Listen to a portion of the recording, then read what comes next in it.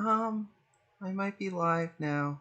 Let me let me go ahead and see if that's the case, and if it is, then I'm gonna make a quick tweet and post it on Discord too. First off, let me see if the URL's right. No, that URL doesn't seem to be right. Okay, what's the right URL?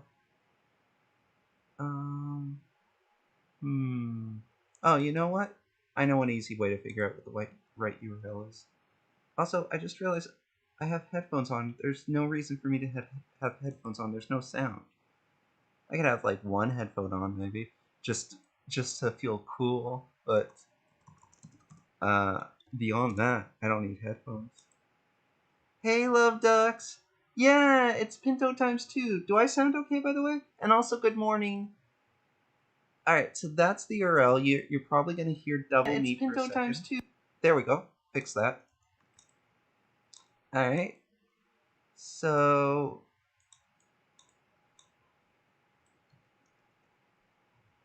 all right, I'm making the tweet, and then I'm also posting this on the Discord. And there we go. All right. So now, in theory, hey, hey, hey, Gotcha. How are you guys doing?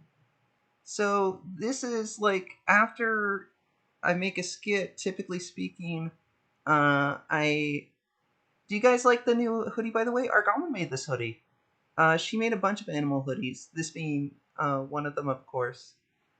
Oh man, a little bit of inside baseball, I guess. There's a new like overlay thing, and it's showing me, and I don't. Hang on, let me hide it so that I don't have to look at myself. Okay, this is better. This is much better. Okay, all right. So, so whenever I make a new skit now, I usually have a follow up stream to kind of show how it is I made the skit. At in Japan, it's nighttime. Mm-hmm. Over here, it's 9:30 a.m. So it's pretty early here. So I typically make like a stream to show how I made a skit or just talk about the making of the skit. And the truth is, for the latest skit, the SIGGRAPH2020 skit, I was a little uncertain if I was going to do this at all because it's a shorter skit. There's not really a ton to talk about in terms of how it's made. Hey Starshine, I'm doing well. How are you? Yeah, I'm wearing a hamster hoodie. Because if you guys have seen like the Pinto videos, I'm a big fan of Pinto. So Argama made a hamster hoodie, and I really really wanted to wear it. So rather than talk about how the Ziggurat skit was made, I kind of just wanted to talk about why it was made, um, and because that ties into what VTubing means to me specifically. Like VTube, the nice thing about VTubing is VTubing can mean different things to different people. Like, um, like you can take VTubing and basically turn that into any genre, into any medium. There's nothing to say that VTubing has to be one thing in particular. Um, that being said, when for me specifically, when I started VTubing, my biggest goal was you're a little tired but doing all right. I hope you get a good rest later. My biggest goal was to tell stories and to make skits and stuff. Um, and hey Waffler, how you doing? And I feel like um I have somewhat mixed feelings about it because I've been doing this for almost 2 years now. In December, it'll be 2 years, and in some ways, I feel like I've gotten much further than I ever thought I would, and I've learned a lot more than I ever thought I would. Uh, but um, in other ways, I feel uh, not satisfied. Like, I feel like there's a lot more that can be done, not just with me specifically, but with storytelling for VTubing as a whole. And hello, Henry. Hey, Mirror Pink. Yeah, yeah. Pinto and hamster. Pinto, hamster, and pending. Yeah, yeah, yeah. Man, I want at some point to have like a Pinto, like a 3D Pinto. I want that. That pending can have. Mm. So I was saying, um, I feel like I feel like um there's untapped potential as far as what VTubing can be from a storytelling perspective. Like the kind of stories and videos you can do with VTubing. And hey, Roku.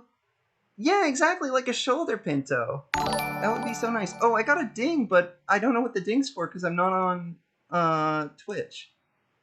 Oh, Rivera Hens Hensrin, thank you for the follow if you're here. I don't know if you are. It could just be coincidental.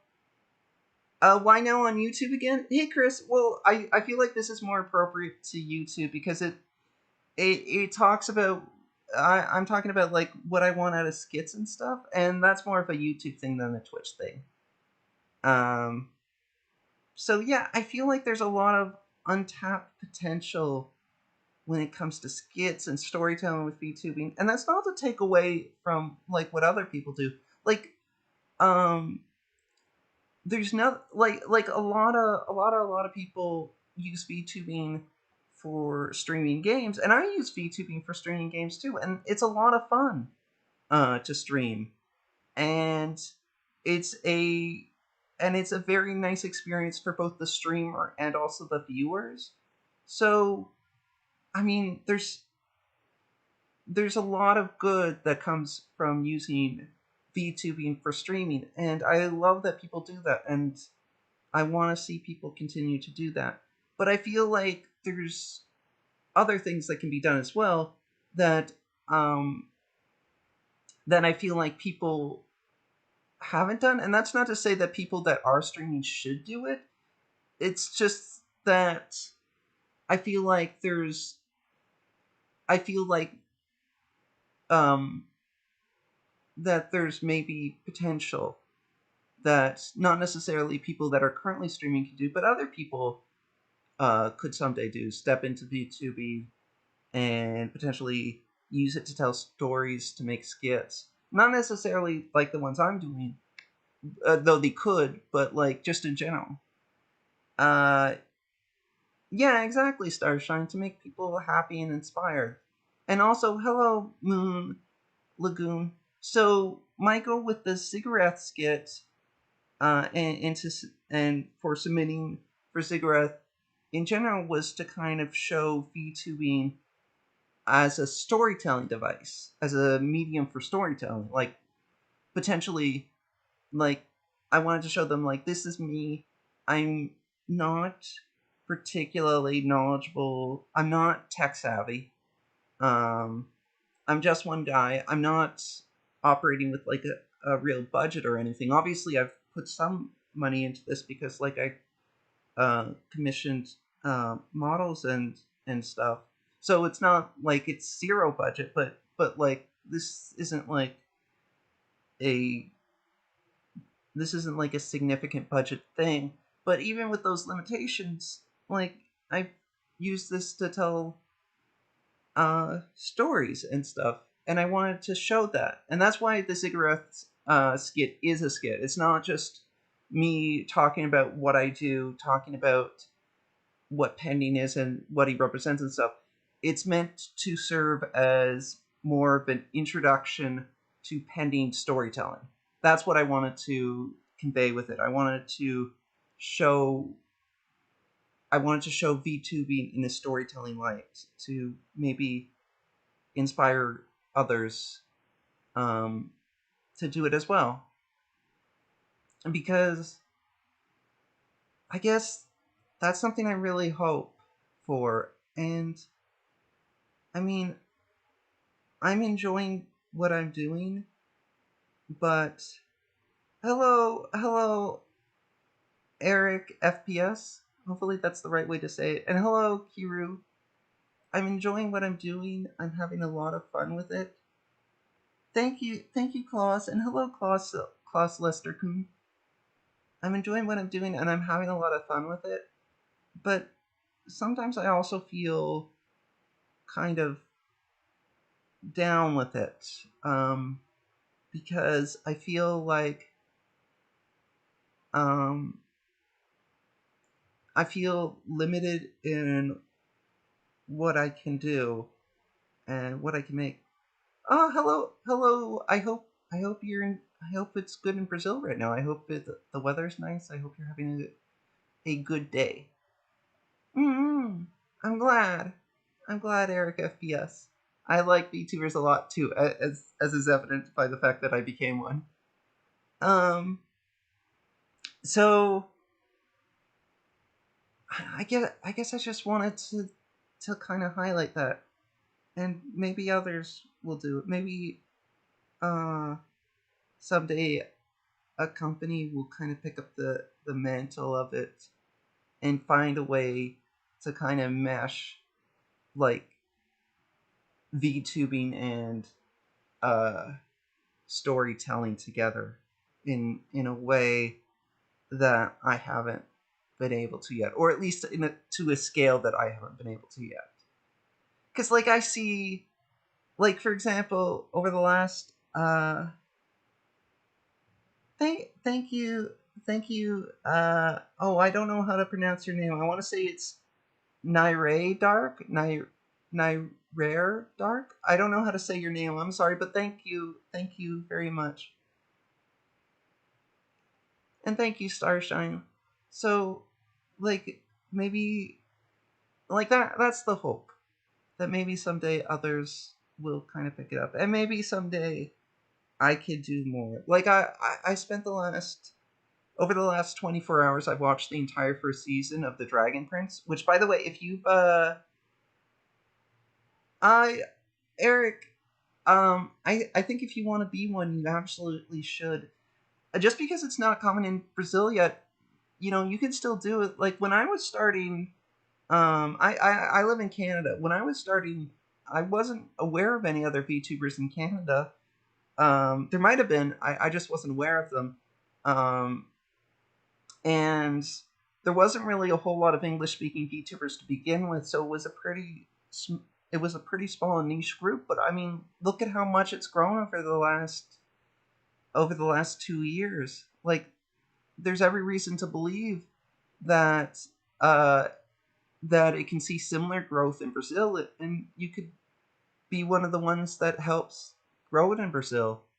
So I think if you want to do VTubing, you absolutely should do it.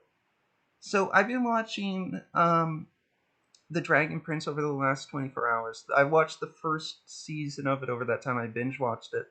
And for those that aren't aware, basically it's a fantasy story about uh, a tensions between like humans and elves. There's magic, there's warriors, and all this stuff. Lots of adventure and action, and really fun characters. Like if you haven't seen The Dragon Prince, it's worth a shot. It's on Netflix. If you're interested. Um, but that aside, it kind of makes me think, man, I kind of wish I could do things like that. Like in terms of like the animation, the movements, the action, that kind of thing, the quest. And some of that isn't like just a limitation of the technology. I gotta like be honest with myself. Some of that is a limitation of me, right? Like I could be a better storyteller. I could be a more coherent storyteller. There's plot holes with the pending skits. Part of that's to due to a initial lack of direction on my part, and part of that's also due to me not mapping things out as well as I should, and part of that's just due to me still having things to learn. Um, thank you, Dark. I hope so too. Um, oh, you were talking to Eric. I hope Eric finds success. I hope that happens for you, Eric. Um, yeah.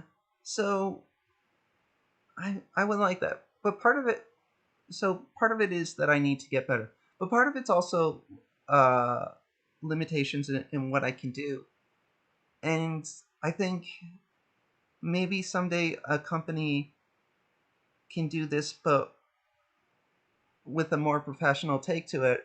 And I guess the upside of like doing like a VTuber thing as opposed to say making something like Ruby, which is like also using a 3D models and animation and stuff, and it's also like an online series. But the thing is, thank you, Dark. I appreciate it. But the thing is, like, VTubing has that extra layer to it where there's the potential for interactivity. There's the potential for branching out. Like the character isn't just a character; it's also an avatar. Um, and it can exist within a show, but it can also exist outside of a show. In fact, I kind of believe that's kind of the essence of VTubing is that it has that capacity to exist outside of just a fictional world. You can use it for interacting, um, but it can also have the fictional world. Like, for example, I use Pending both as an avatar to talk to you guys in like this stream, but I also use it in skits, and in the skits Pending is largely staying within the fourth wall, and outside of the skits I regularly break the fourth wall as I'm doing right now to talk to you guys. So that's something that I'm hoping for.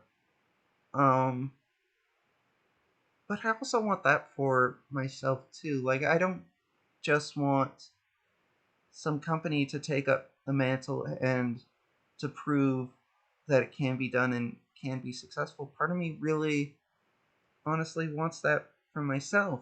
Um, and that's admittedly kind of selfish, but I don't think it's wrong to want things. Um, and I do want that. I do want to be a successful storyteller someday. Um, and I don't know if VTubing is the way in which that'll happen or the best way to make it happen. It's not the first thing that I've tried. I've tried writing stories, like I've tried just literal writing, like a novel. Um, and maybe that someday that'll be the thing. But I don't know. I don't know. I feel um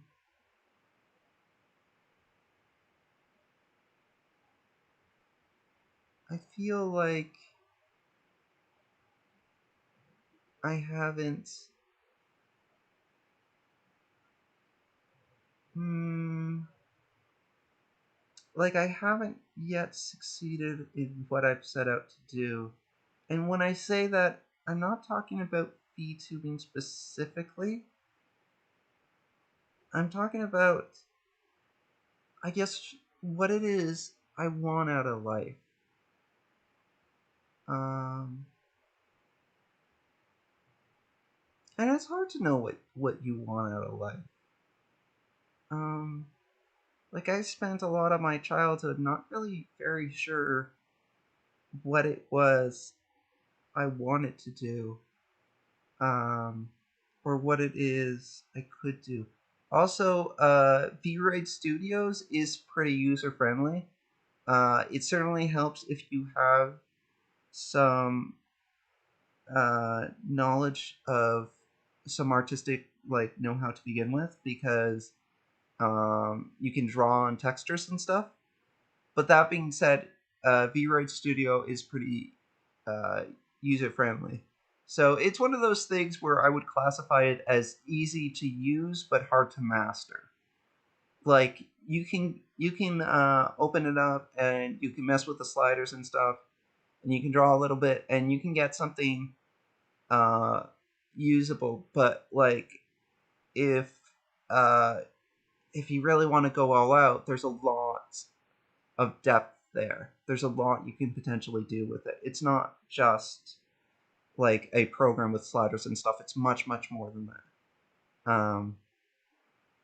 And then if you want to potentially learn some Unity, you can learn even more. So it's definitely worth looking into. I mean, VRoid Studios is free, and my general philosophy when it comes to a free program is there's no real downside in at least trying, right? Like, you can download it, you can open it up, you can see if you like it, and if you don't like it, then all you've lost is a little bit of time.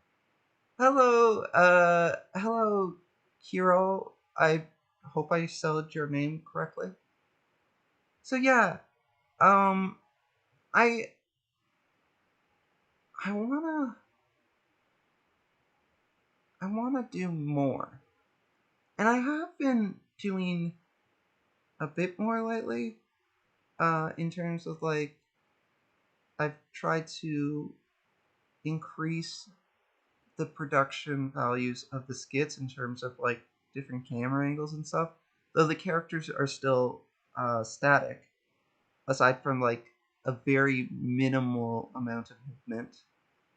Um, and that's partially a technological limitation on my part. That's partially a know-how limitation on my part.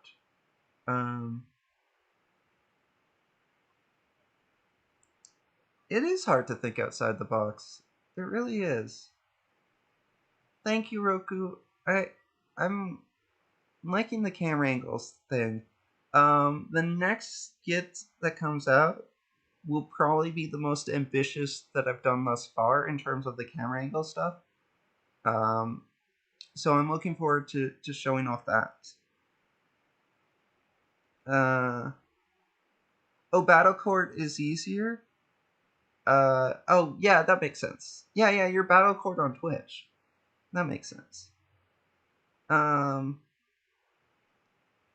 it's really hard to know what you're gonna do. Like, to be honest, when I was a kid, uh, writing wasn't my primary aspiration. It was something I did a lot of. Here, I'm just gonna drink a little water.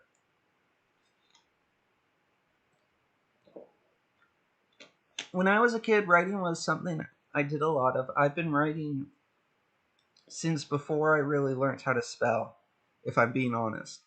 Like, I was writing in like kindergarten and grade 1, and my spelling was absolutely atrocious. Um, in fact, my spelling was really, really terrible throughout school. You know, I kind of figure that out.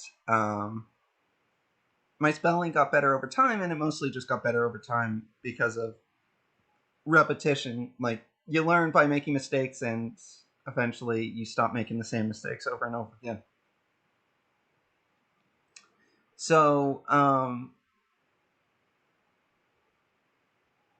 So, so when I was a kid, I didn't really look at writing as a thing that I could potentially do with my life.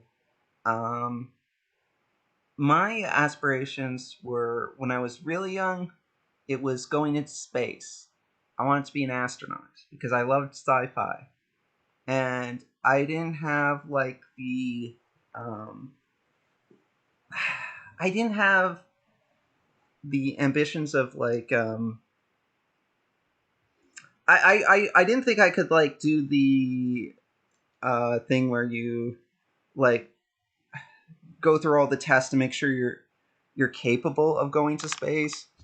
Um, Nor did I really think I could uh, summon the bravery to go to space. But like Star Trek style space, like where like going to space is not so not quite as ambitious as it is modern day. That was the kind of space flight I dreamed of. Um, and uh, that was really uh, my first dream. And then when I got a little older, my dream was to be a game developer. I was very, very briefly. I'm not good at it at all, but there was a period of time in my life where my focus was on programming.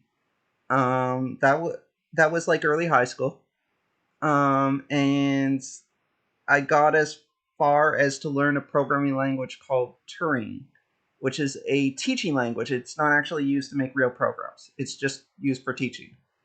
Um, and I learned I learned that I was actually fairly good with that program. Like I was at the top of my class at the time with that program, but it doesn't really have much in the way of application. In fact, in retrospect, I question them teaching us that in the first place because while I imagine it would have been harder to teach us something like Java or like C++ or something, at least that would have had a practical application in mind. So at least we could have built on that knowledge and stuck with it. Learning Turing kind of taught us the base the basics of the idea of programming. It taught us like the basic structure of programming, and I guess to that extent, it has a use. But um, but it but then you inevitably have to learn like Java or C++ or something else to actually program. And granted, I guess the idea is like an actual programmer has to be adaptive, like they have to be able to learn new languages and stuff. But I don't know. I guess I will look at it this way. Okay, so let's say you wanted to learn an actual language. Um, would it make more sense to learn how to pronounce words without ever learning the meaning of any of those words? You have the ability to read the words, but because you can't understand them, the actual ability to read those words has no practical application for you. So inevitably, if you stop practicing, you're just going to forget how to read it entirely, uh, because the words had no meaning to you. So you couldn't do anything with your knowledge aside from reading what to you might as well have been gibberish. So you have knowledge, but it's useless knowledge. It's borderline useless knowledge because without actually understanding the meaning behind what you're saying, you can't actually, there's no application towards it. That's kind of how I look at, uh, nowadays, that's kind of how I look at learning Turing as a programming language. And maybe that's a bit unfair, but that's kind of where my head is with it. And by the way, that language example that I gave, that's not just random. That's actually something that happened to me. There was a time, I won't tell you guys which language, but there was a time I could accurately, like, pronounce, I could, like, if you gave me the text of this language, I could pronounce it rather well. I could not tell you what it meant. Because I knew the letters, I knew the sounds they made, I could sound out the words. I never learned the words. Um, so I spent a long time being taught it, but I never learned the words. So after a while, I just forgot even that. I just forgot even how to pronounce the things because there was no application to it for me. So that's kind of how I look at that. And like later on, um, I don't even remember why I'm talking about this. This I guess the point was just that I didn't really know what I wanted to do early on, and writing was something that came later. Um, actually, like there was a lot of like things like that. Like, did you guys know that there was a period of time in my life for about a year there where my hope was to become a professional Go player. And if you guys don't know what Go is, that's a board game like chess. I would play that game like 8 hours a day. I would play it like when I woke up to when I went to sleep. That was like my day. I wasn't even going to school at that time because I was in a dark place in my life. Um, so I would wake up, I would go out of bed, I would turn on this application where you could play Go. Um, Thank you, Roku. Yeah, you love Go? It's a really fun game. It's a really interesting game too. So I would play that all day. I would play that all day. Um, and I was making progress with it, which was part of the appeal of it for me. Like I was seeing my rank go up. Obviously, I started at a beginner rank. Towards the end, I had gotten up to like 9Q, like a 8 or 9K rank. Um, and you got introduced by the Dynasty Warrior series. For me, it was Hikaru no Go, the anime. That's what introduced me to Go. Um, so yeah. Um, I'm sorry, Eric FPS. I don't know how to read that. Well, I mean, I'm not terribly good at it now because I stopped playing. I've played a couple games like a couple months ago. I played some games. You like Hikaru no Go too? Yeah, it was a really nice series. I enjoyed that series thoroughly. To the point where I started playing Go because of that series. Is VRoid Studio only for avatars or for streaming with the character? To stream with the character, you need to export it from VRoid Studio and use another program. So, Mitane or Luppet or VC Face being the main examples of programs that you would actually use for the streaming with the avatar. So yeah, for a year, I wanted to be like a professional Go player, and it wasn't a particularly realistic goal, but uh, it was something I latched onto because it was at a time in my life where I didn't really see a way that I could someday make a living. Like I didn't see, I was like maybe I don't know, maybe 17, 18, or 19, somewhere in that age range, maybe a little younger, maybe 16. So I was at the point where you're kind of at a crossroads where you're looking towards adulthood, and like my entire life had been going to school and slowly progressing grade after grade after grade with the idea that at some point like I would go to college and then get a job and do the normal thing. And then here I was, no longer going to school, not a high school graduate. I would graduate from high school eventually, but I didn't. But at that time, uh, it didn't look like I was ever going to graduate from high school because I had stopped going. Um, and all I knew was I was slowly getting older, and life felt like it was slipping away from me, and I was in kind of this void mentally. And that was kind of the one thing I was latching onto at the time, this idea that I could be a professional golf player. And as unrealistic as it was all I really had at the time. So I put my all into that for at least a little while. uh, eventually eventually I fell out of that. Eventually the games got too long. Eventually I stopped progressing. Eventually, like, I hit a roadblock, and whenever I hit a roadblock, my first instinct is to push hard to try and uh, power past it and get better and like overcome it. And after a certain point, if that roadblock persists, like, I might get demoralized and I might like say maybe this isn't meant to be. Um, and I think about that sometimes because I worry. It's hard to know whether it's hard to It's fun to chase dreams, though. I don't see it as unrealistic, but it's always good to have a fun experience. Yeah, it's one of those things where, looking back on it, I don't regret it. Weird as it may seem, because in one way it was a wasted year of my life. And time is precious, so you don't necessarily want to be wasting it. But in another way, it's part of what made me who I am today. And, um, well, in some respects, I don't feel that good about myself. In other respects, I do feel good about myself. So, like, I don't know if, like, maybe I didn't have that year ago, if things would have been better or worse.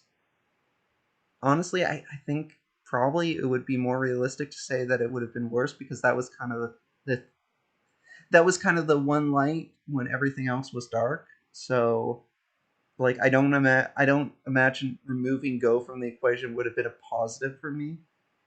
Um, but I do worry that I'm prone to quitting things when it gets too tough. But it's hard to know.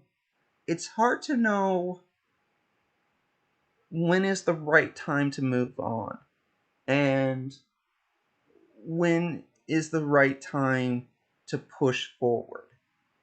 I think that's a big thing in life. Like, I think that's a big defining thing, is like, the people who are successful in life aren't always the people who push forward no matter what. Sometimes it's the people who recognize when it's time to change and when it's time to push forward. Because while there are certainly examples in life of people who became successful with perseverance alone, a lot of times it takes more than perseverance. It takes imagination. It takes adaptability to be successful. Um, and I think about that. And I even think about that with relation to VTubing. Because, like I said, I've been doing this for 2 years now. And part of me is like, um, am I pushing myself in the wrong direction with it? Am I focusing on the wrong things? Is, like, I know I want to tell stories. I'm pretty sure about that about myself. But this isn't the only way to tell stories. But this is also a really good way to tell stories. And but then I guess the other question is penning the right story for it? I think so. I mean, with the resources I have, I feel like penning is the right kind of story. Hi, Tinkle. I just, this has turned into a very self reflective stream where I kind of ramble about my thoughts. So, um, so yeah, I don't know. And I wish I did. Um, I think, I think not knowing is part of life, but I do wish I did, know what's best. Because I feel, I feel, um,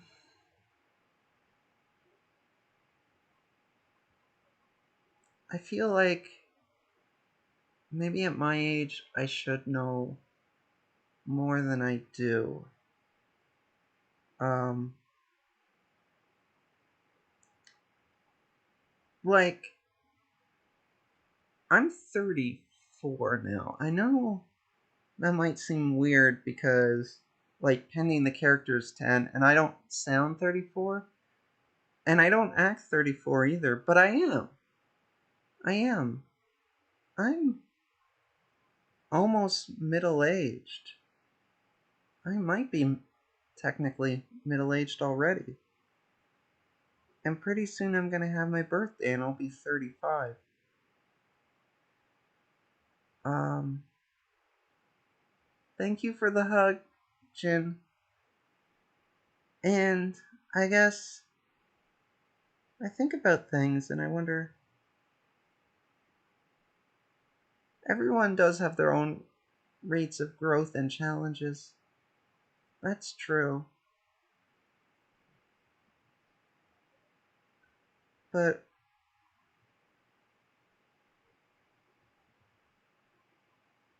hmm, yeah. Well, Pending's almost two. I mean, Pending has the mind of a 10-year-old, but, in terms of when he was activated, he's coming up on two. He'll be two in December.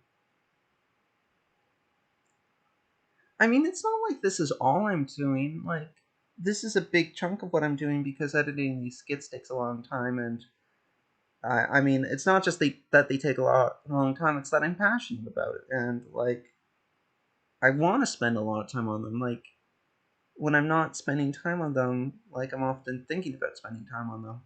So it's become a big part of my life, and I don't regret that. I think, and I don't really want that to change. I think because I love doing this, and I love the people, and who knows, maybe this is the start of something bigger.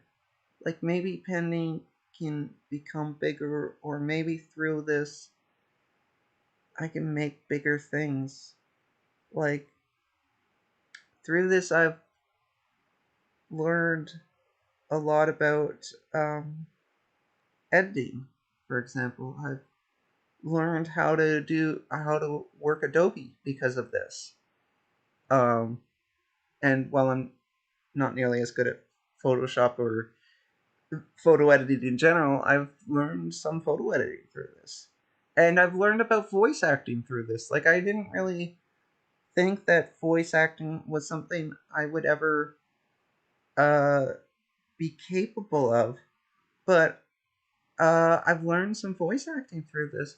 So, like, there's been a lot of growth that I've had through this. Oh, I got an email. That's probably not important. I'll just silence my phone. Yeah, the email is not important. I'm just going to silence my phone. Yeah, exactly. The more we do something, the better we get. The only thing I have to guard against is the only thing I have to guard against is, I guess, like the question I guess I think of with myself of, if I wasn't doing this, what would I be doing? Would I be getting better at something else? Would I be putting my time into something that was maybe better for me? Or is maybe this the best thing for me? Or, I don't know. Hey, Obsidian, I'm just having self reflective times. I'm talking about, like, what it is um, I want, I guess, really out of life. Like, I feel a lot of uncertainty. And I'm kind of looking at, like, the positives of this and kind of talking a bit, I guess, about my insecurities, about VTubing. Um, I guess to an extent, Obsidian, yeah. Not just whether it was worth it, whether, like, what it is I want, I guess. Yeah, exactly, Junai. Growth never stops. We always are growing in one way or another. Um, so even even if I were to stop VTubing, that doesn't mean that growth would stop. It would mean that it would go in a different direction. And this isn't to say that I'm stopping VTubing, by the way. This is just me being self-reflective. Um, and I'm not saying this out of sadness. like, I don't feel sad. Not entirely, not exactly, not unusually. I just feel uncertain. I want I want more, and I'm not sure what that more is. Or, well, I think I might know what that more is, but I don't know how to get it. Um,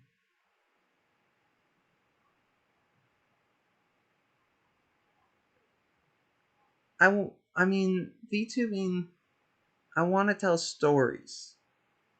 I want to tell stories. And VTubing has been an outlet for that. And it's a really good one because it allows me to share those stories in a way that's not otherwise easy. Because when I'm doing normal writing, the hardest thing when you write something is to get someone else to read it. Because reading is a big time investment. And um, it's a put down everything else you were doing and please read this thing for me kind of thing. And so it's a big ask to ask someone to read something. And that was a big struggle of mine when I was working on the novel. The biggest hurdle that I had was that I struggled to find people who would read my stuff. Like, I would send it to friends, and on occasion they would read it and send me back some feedback. And sometimes they wouldn't, or they said they would say they would, but they would never get back to me. Um, and I would send it to family members with largely the same results. Uh, I never at a certain point I got into a writing circle, and that was for a time very inspiring because it allowed me to get regular feedback. We would meet once a month, and it gave me goals to work towards. And it gave me exposure to other people's writing because I would do the same. But like with VTubing, like, I put out a skit and then people watch the skit, and some people even like draw pictures of pending or like get inspired by pending or or comment on the videos or like interact with me and other things like this. And this is something that I never had with novel writing, and this is a very special thing. Um, and it's um, it's very appealing. Like like when when you're writing, like, you say you're writing for yourself, and to an extent that's true, but to an extent that's a lie, because if you were just writing for yourself, then that's a daydream. Um, and I have daydreams, and I enjoy daydreams. I enjoy daydreaming, but that's private. That's personal. When I write something down, I'm not just doing that for myself. I am doing it because it makes me happy, but I'm doing that to share it with other people. I'm doing that because I want other people to see it and enjoy it. Um,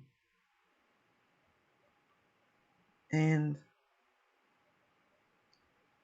that's public.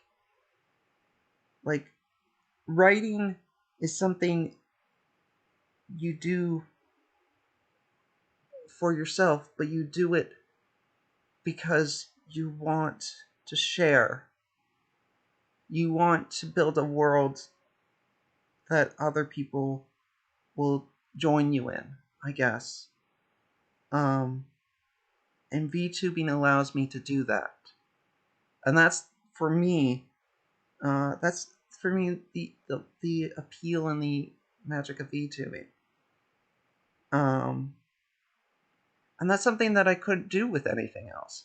Because writing is obviously the big commitment. Um, in some ways, comics would be so much more to my liking. Like, a comic, because like you wouldn't have the limitations of the characters being static. You could move them in different environments and stuff. The world is kind of your oyster. The limitations of a comic are your imagination and your drawing abilities. And the problem I run into is I'm not good at drawing. So, and it's not like I've never tried. Like I do try and draw, and it's not. And I acknowledge that with time I could get better at it. Like I know acknowledge fully that it's not like it's an impossibility for me to draw, but it is the case that like my drawing isn't up to snuff to make a comic. Um, so I do have Leap Motion, um, but it hasn't really worked for me. And to be honest, it it would help and it wouldn't,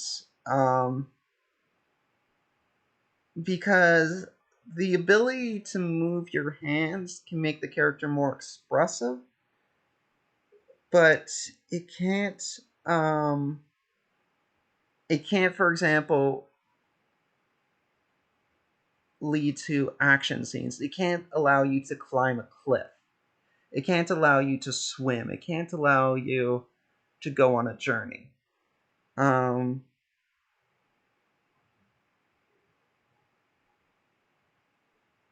so, but that's not to say that Leap Motion doesn't have its applications. In fact, um, I should really uh, try to make that work. Um, let me. I've kind of gone on a rant and I've missed like what people have been saying. So let me go up and like read some of the other stuff. In fighting games, every time you hit a wall in a certain growth, uh, you will you will start seeing stuff in a different perspective, and you will climb that wall. I yeah. Um, over time, it's possible to kind of see things in different perspectives and kind of grow and adapt and learn, um, which is super super helpful. Um, yeah. Maybe you just need better resources or a place to post it in for more readily for available feedback. That's possible, Obsidian.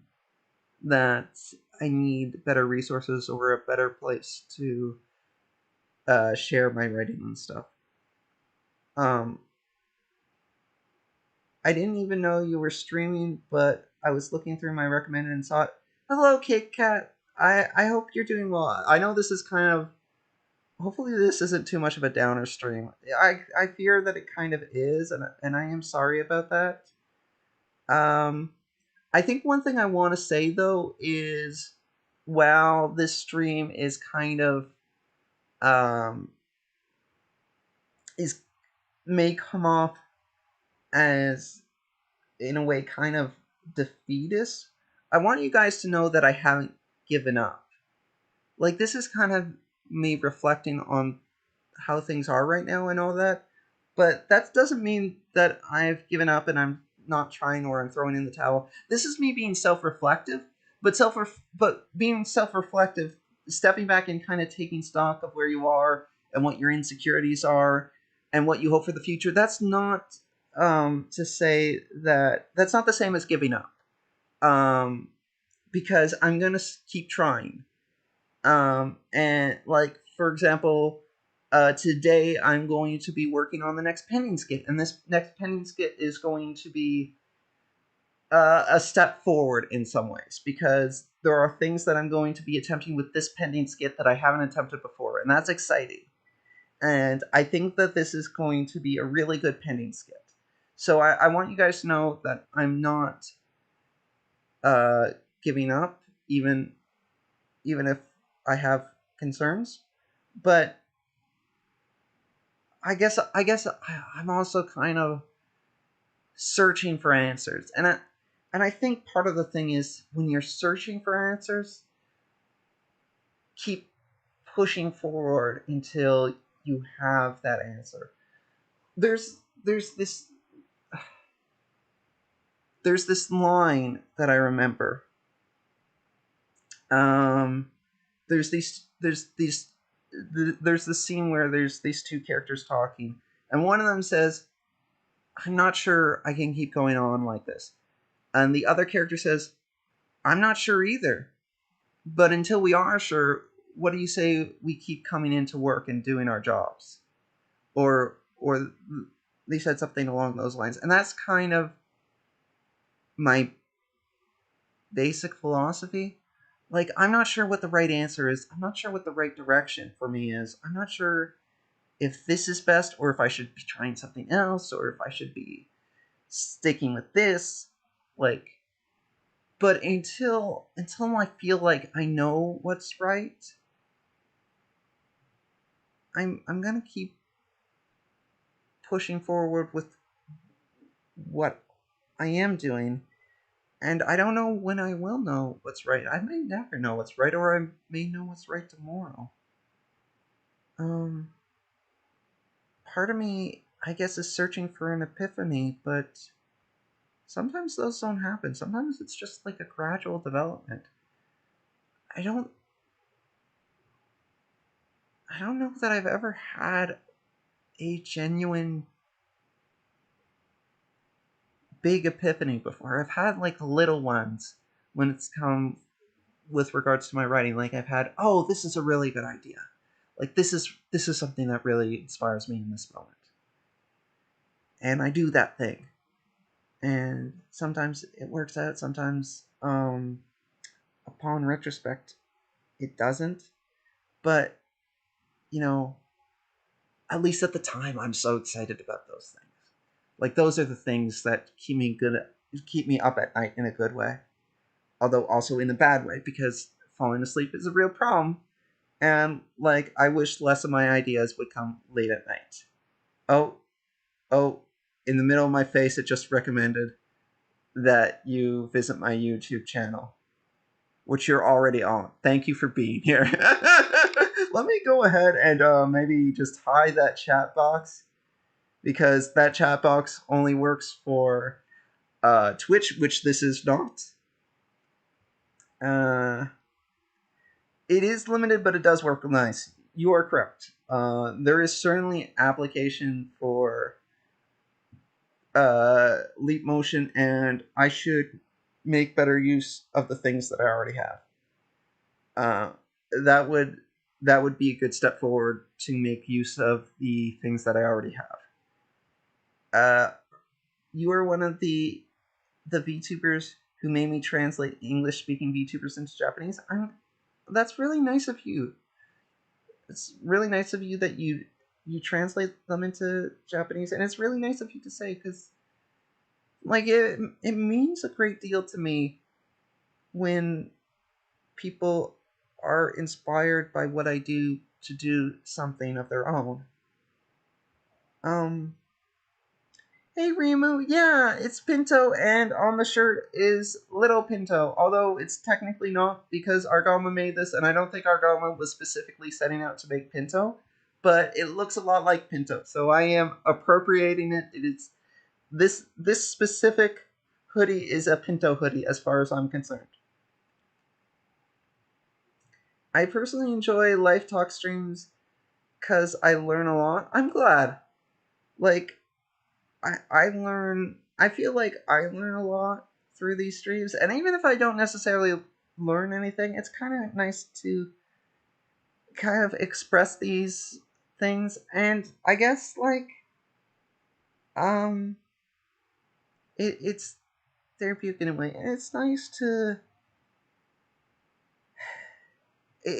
be honest, kind of thing. Like um and that's not to say that I'm not usually honest, but like, I am at my core a bundle of insecurity. I think I think And you know what? You know what? I would venture a guess that that describes a lot of people. Like it's like having been in this community, having talked to a lot of people. Um, um, I have learned that a lot of people are deep down a bundle of insecurity, and we're all just kind of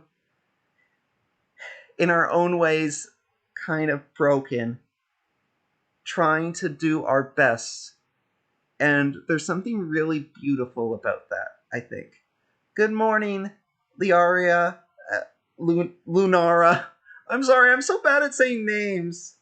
And I know you too, Lunara, and I feel really bad because like I feel like their names are a very personal thing, and like when I say a name wrong, I feel like it's a sign that I don't know the person, but it's not that I don't know the person, it's that I'm terrible with pronunciation.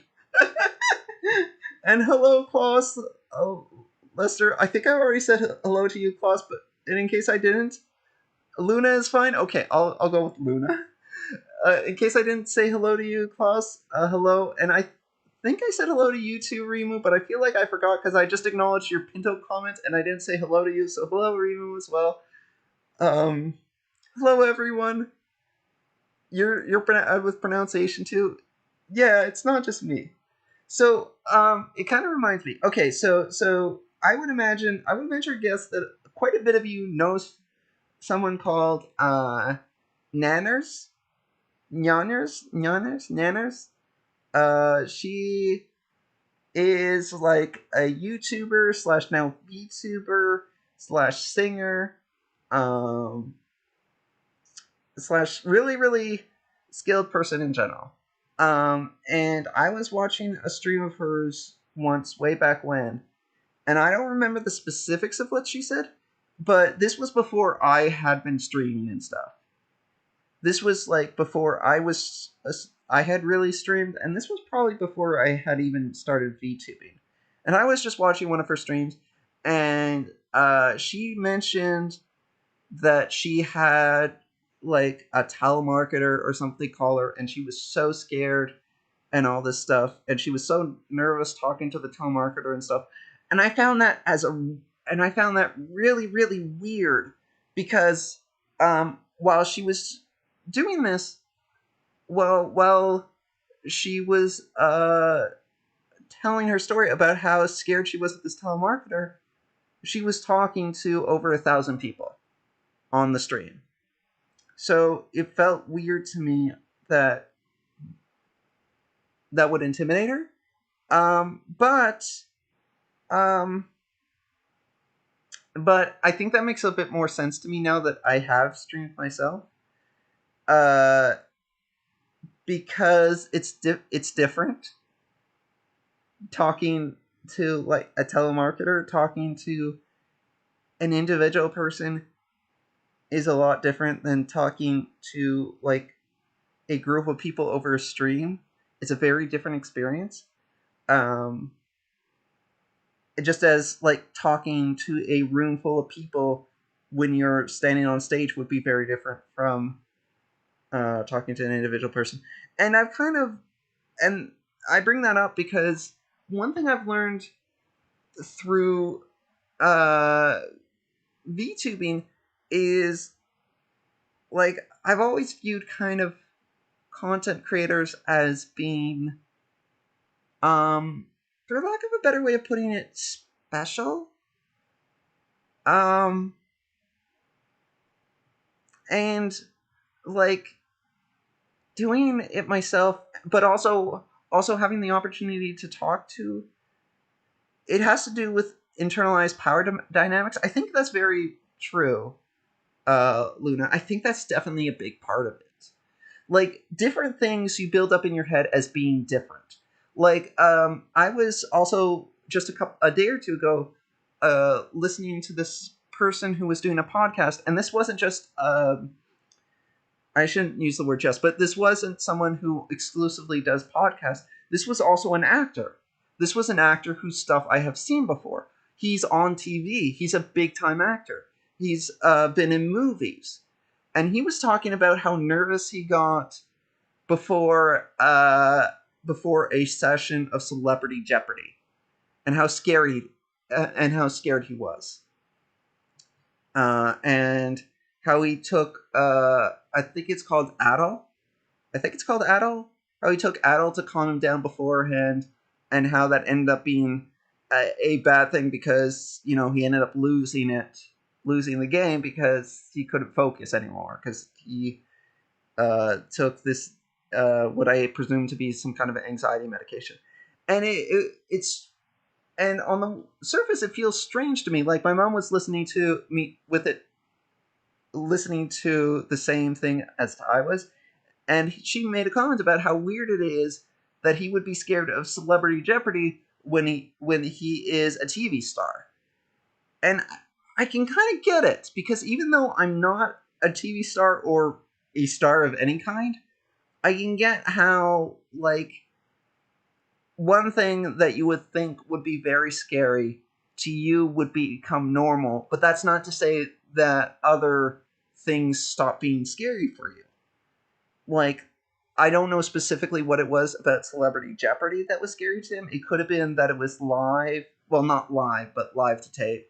It could have been that it was in front of, like, an audience. It could have been that it was a completely different thing. Like, instead of acting off of a script, he was performing.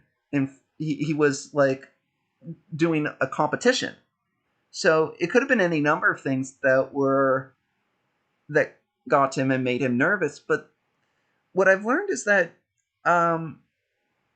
people who do things that you would think are scary aren't necessarily less afraid of things than you, and aren't necessarily less, to put it one way, less broken than you. Like, talking to a lot of VTubers and content creators, and I've had the chance to, through this, it's given me an opportunity I've never had before to talk to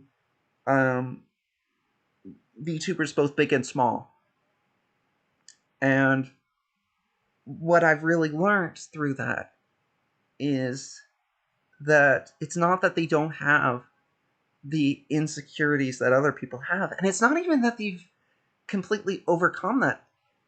It's just that this is something that they've learned to do. And this is something that they do. But they still have those insecurities. They still have those fears. They're still, like I said, broken like the rest of us. And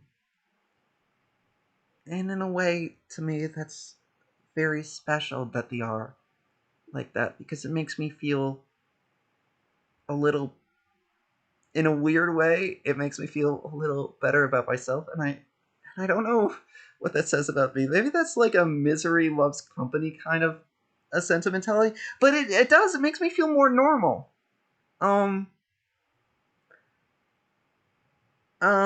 It's like broken glass, I guess, kind of, yeah. It makes me feel more normal, and it makes me feel like other people, like you're not alone, kind of thing. And I'm not just speaking about myself, I'm speaking about you guys too. Like, none of us are alone in this, alone in life. We're all, we all have our insecurities and our shortcomings, and we all are trying to figure things out. And some of us have found success that others have. And I can't speak personally about what that does, but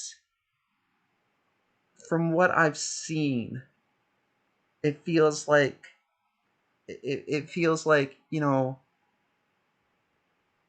what's the difference between you and say a world famous actor? What's the difference between you and a world famous actor? And the difference would probably be less than you think. And I don't know. Hello, Oskil. It's nice to see you. And hello, Art Pedro. It's nice to see you, and it's nice to see you came up. It's got a lot with the perception that oneself has of other people, because you don't hear what's in their heads. Yeah, that's a big part of it, right? Like, you don't see, you can't. The weird thing about life is you're trapped in your own head, and you can never truly know with absolute certainty what goes on in anyone's head but yourself. You kind of assume that what goes on in other people's head has some similarity to what goes on in your head, because you have no real reason to think otherwise, but that's just a best guess.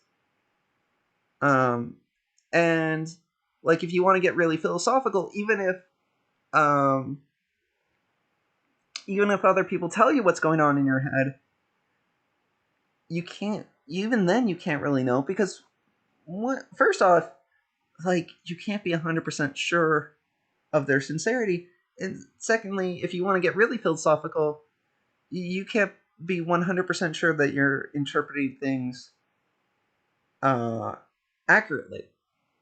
Like, you have no way of knowing, from a purely philosophical standpoint, you have no way of knowing that what you hear is accurate to what is being said by others. Um, you just have to trust that it is, because to do otherwise would just be too confusing. Hey, Levy. Uh, that reminds me of a thing I ought to link on your server. Oh yeah, Joseph, feel free. Feel free to link the whatever you're talking about in the Discord. Sorry, I'm scrolling, and that also makes pending scroll. Hang on. Uh, it's called imposter syndrome, and it's part of human nature. Yeah, I think that's true. Um, um, um, so, like, people tend to, um, I think people tend to think that they're not worthy, and I think maybe part of success is the ability to convince yourself that you are, maybe, or at least part of, like, confidence, I think, is the ability to convince yourself that you are, or at least the ability to fake that you are, even if you don't necessarily know it for certain. I don't know. I'm not sure. Um, there's a lot of things I'm not sure about, but I try to think about them, and I'm pretty sure Penny's mind is always full of cookies. Man, I wish I had more cookies. I want you guys to know that I am low on cookies. And that's not an unsurmountable problem. Like, I fully acknowledge that I can get more cookies, and you best believe that I will get more cookies. But as I speak to you right now, at this time, on this day, I'm low on cookies. And I also want you guys to know that it's been a while since I've gotten cookies outside of the shoppers. And I want cookies outside of the shoppers. I want to go to a bigger store and buy and choose from a bigger selection of cookies. I need more cookies in my life. I need a bigger variety of cookies. Exactly, I'm low on cookies. Like, when you get down to it, there are only two things that matter in life: happiness and cookies. And when you get down to it, cookies create happiness. So, if you were to really think about it, life comes down to only one thing: your ability to get cookies.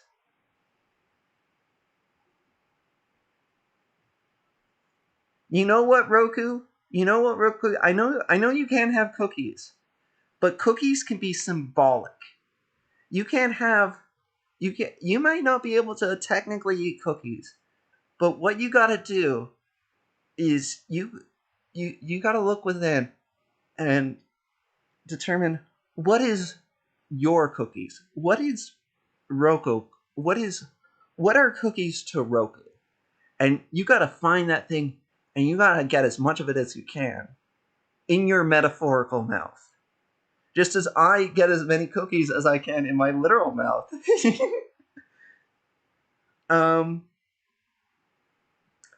Man, I really like these talks because these talks always start off like a little bit like uncertain and stuff, and a little bit, and not to say that we've reached any kind of great epiphany, but like I feel like the more I talk with you guys, the happier I get. There's something about, and maybe it's like the relief of of like letting out these feelings. Maybe it's that you guys are a pick me up. Um, but um,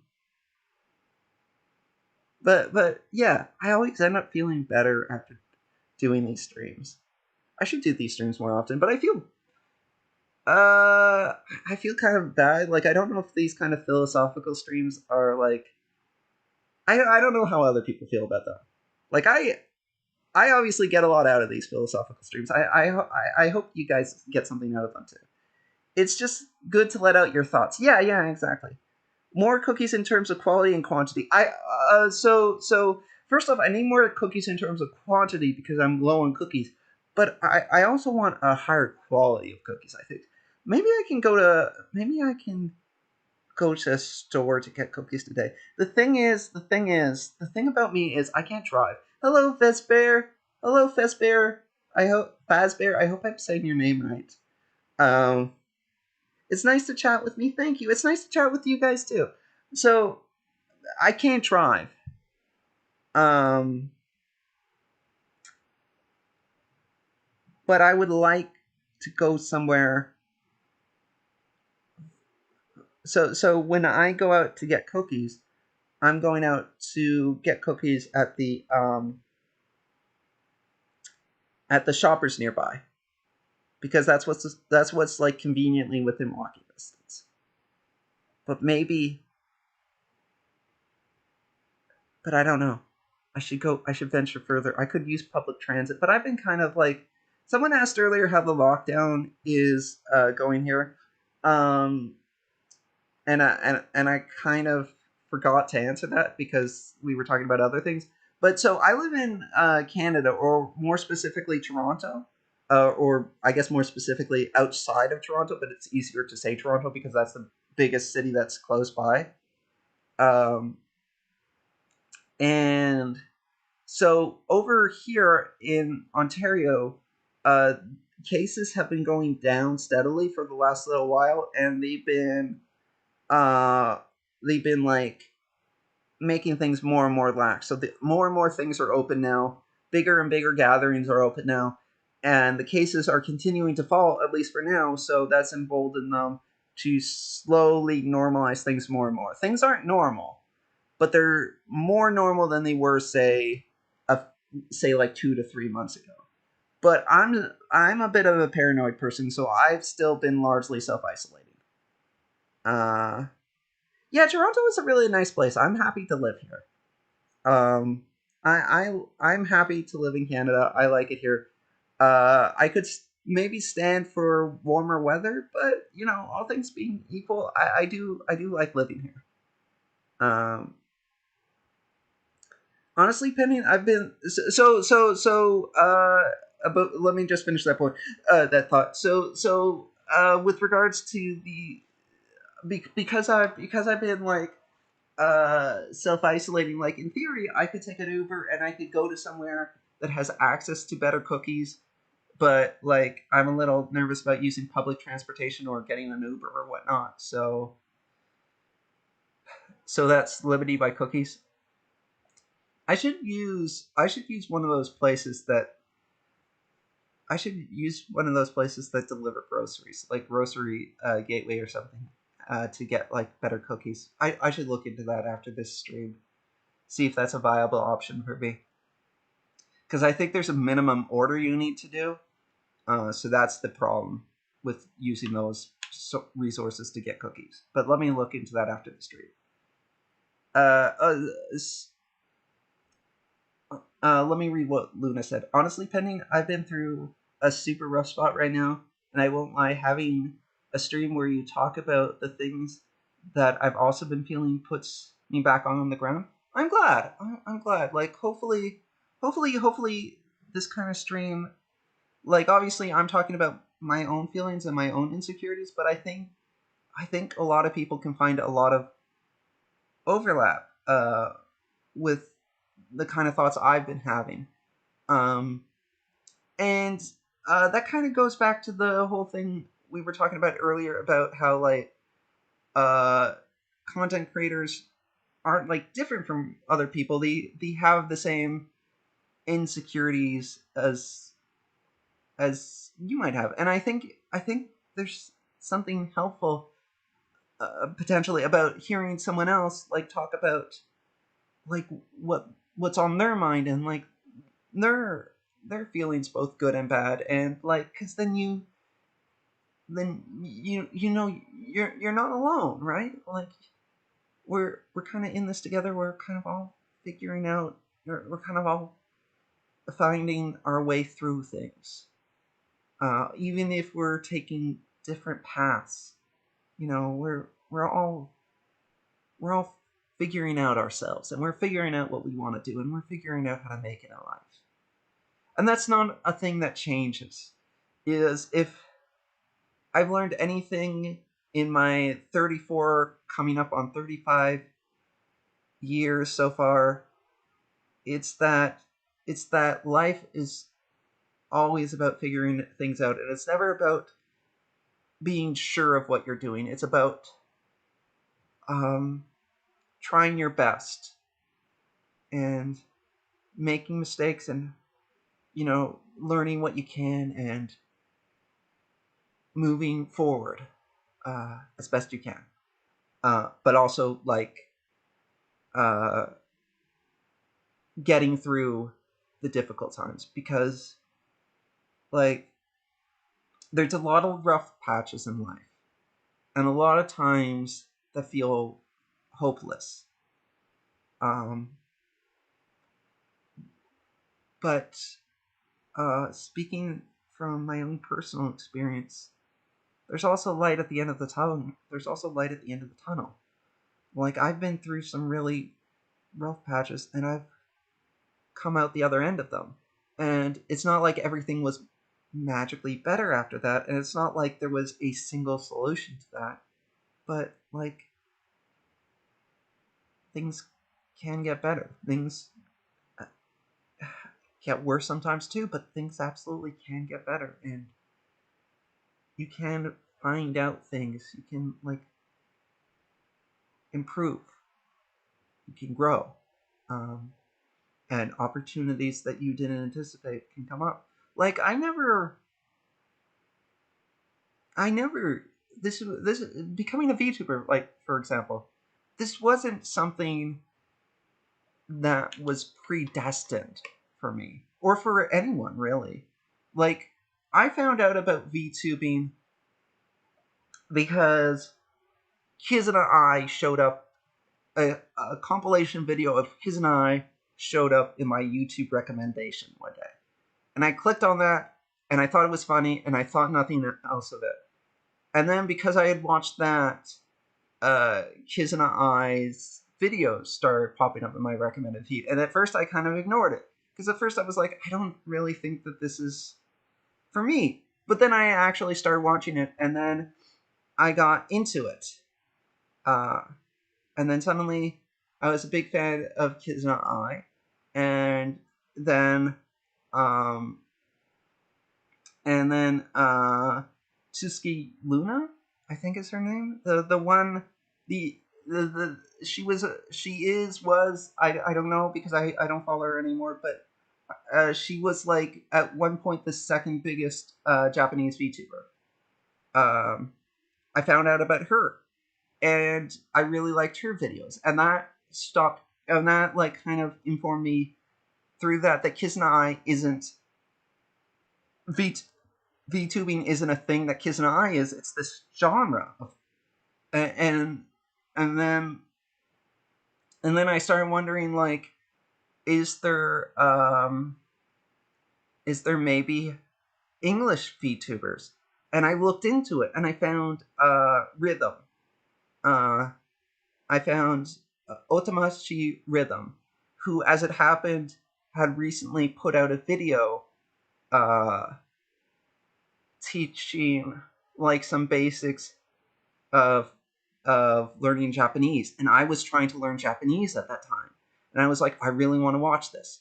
So I watched that video, and I was and I liked it.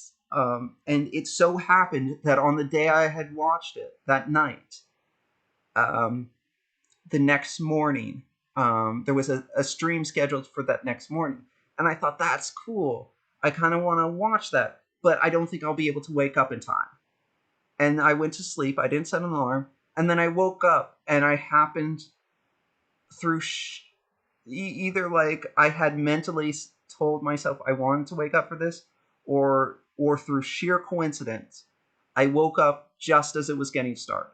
So I watched the stream, and at the end of the stream, if I remember correctly, she mentioned that she also streams on Twitch. I followed her on Twitch, and then either on that stream or her Twitch stream, she mentioned her Discord, and I had never used Discord before. But at this point, I was becoming a big fan of Rhythm, so I made a Discord account and I joined the Discord. And from that, I learned about other VTubers on the English side, and I got more engaged in the community, and I started to think, maybe I can do my thing with this. Maybe I can make skits with VTubing. Maybe, and at first I was like, oh, I don't know that I can really do VTubing. And eventually I decided to take the plunge and do it. But like, all this stemmed from like a Kizuna Eye compilation showing up on my YouTube recommended feed. And then from there, a series of like I wonder ifs and coincidence led to me becoming pending. And until that very last step, at no point in this was my aspiration to become a VTuber, to like use this as a storytelling device. That came later. So like, if VTubing was an opportunity for me, that wasn't an opportunity that came because of something specific I had done, or at least something specific I had been striving to do. It's an opportunity I stumbled upon, and then from there I decided to make something of it. So, and I've used this example before, and this only tangentially compares to what I'm doing. But like, there's this thing in hockey where like there's these players that that stick themselves in front of the net, and by doing that, they can score these ugly goals. And I'm saying ugly with quotation marks because people refer to them as ugly goals. They're not like pretty goals. They're not high skill goals. They don't look dazzling. They're just like, you're standing in front of the net, you're screening the goaltender, like another player shoots the puck, and you use your stick to kind of redirect the puck, and it bounces off your stick, and it goes in the net, and you get credited with the goal. And it doesn't look pretty. It looks sometimes even fluky. And like, there's a question of like, those players have a lot of purpose behind them, but they're not like the most celebrated players. But what they have going for them is they put themselves in a position to succeed in the most literal sense possible. They put themselves in front of the net, and because they put themselves in front of the net, they have an opportunity. They don't have a guarantee that they're going to contribute to a goal being scored. But if not for the fact that they put themselves in front of the net, they wouldn't have that opportunity at all. So that's, I guess that's what I'm getting at. Like, life is about like chance, but it's also about putting yourself in an opportunity to succeed. So like me doing VTubing was partially chance, and it was partially also me working towards it, and it was also partially that like I had already like been writing for like I guess 3 decades. So, which feels really weird to say, but I guess that's technically accurate. I've been writing for like 3 decades now because I've probably been writing since I was like 4 or 5, since I could spell, or actually before I could spell because I couldn't spell at the time, but I was writing anyways. So like that's kind of life. Like you never know what's gonna happen, but as long as you uh keep moving forward, as long as you keep being you, things could happen. Like you're giving yourself an opportunity to succeed just by being out there, just by living life. Living life potentially creates opportunities even when you're not looking for them, even when you're not like actively trying. So yeah, um, I've fallen way behind chat. Let me catch up with chat again because I rambled again. Oh, Fazbear, you're Dark Fox. You just changed your YouTube channel. Oh, okay. Good to know. Yeah, yeah. I got a character named. I got a Pokemon named after you, Dark Fox, in my randomized Nuzlocke. Yeah, and Toronto is a really nice place. It's very cold, although I will say that Toronto is not always cold. Like Toronto in the summertime can get to the mid to high 20s Celsius, which I think in Fahrenheit would be like at its peak. Toronto can get into the high 80s in Fahrenheit. I think is roughly accurate. So Toronto can get really warm in the summertime. But it is certainly true that the winters are cold. Um, it does snow here, and certain winters it snows a lot. So be mindful of that depending on when you visit Toronto. That it can be very cold. But if you're visiting Toronto in like June, July, August, you're gonna get summer weather. You want to come in a t-shirt, kind of thing. Uh, Luna, you want to live in Canada someday? I would definitely. I mean, I'm very happy living in Canada. I would certainly suggest coming and visiting here. Like, I imagine it's probably not for everyone, but for me, it's really nice, and I think it would be good for a lot of other people. So, like, definitely, if living in Canada is something that you want to do someday, I think it's worth pursuing. Uh, Toronto is like Canadian New York. It is in the sense that Toronto is the biggest city in Canada. That being said, I have been to New York City, and the size of New York City is so much bigger than Toronto. Like like Toronto is just. Did I disconnect? Am I still here? Something happened, and I don't know if I'm still here. I'll keep talking under the assumption that I'm still here. Uh, so New York is so much bigger than Toronto. Then yeah, that's correct. I am still here. Okay, that was weird. Okay, yeah. Okay, it just took up for a second on my end, but I'm still here. Okay, good. Okay, so yeah. So to compare Toronto to New York is somewhat misleading, but it is absolutely true that Toronto is a big city. I think our metro, like I think if you include the metropolitan area of Toronto, which is to say, like not just the city proper of Toronto, but all the surrounding areas that are kind of connected to Toronto, you reach a population of about 5 million people, which is big. It's just not like the biggest, I guess is all I'm trying to say. Um, Hello, Coon. I'm sorry, I can't pronounce your full name. Uh, uh, Rue something. I'm sorry, I can't pronounce your name, but hello, Coon. I hope you're having a good day. Obsidian, you trade me muggy weather for cold weather? Yeah, I know a lot of people prefer the cold weather, and to be honest, to be perfectly honest, all things being equal, I prefer the cold weather over like muggy weather too, because it's a lot easier to deal with cold than it is to deal with muggy. Like with cold, you can like bundle up more. With muggy, there's only so much you can do. Like you can, I guess, have a fan pointed directly at you, but like short of that, and even with that, sometimes like cold is easier to deal with. It is.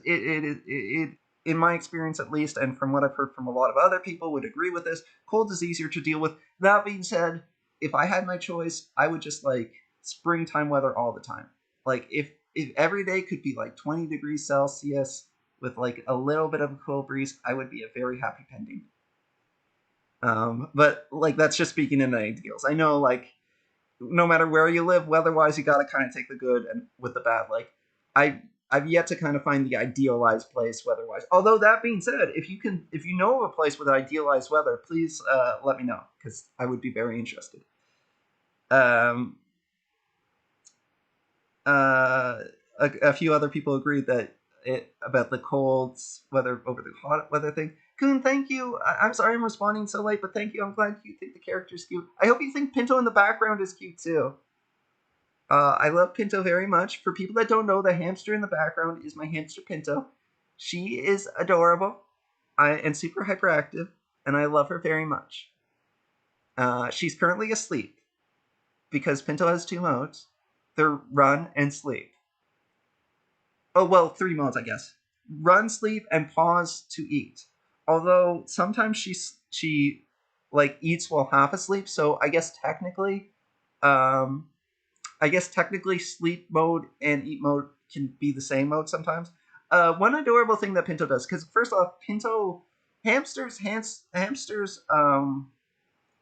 are gatherers.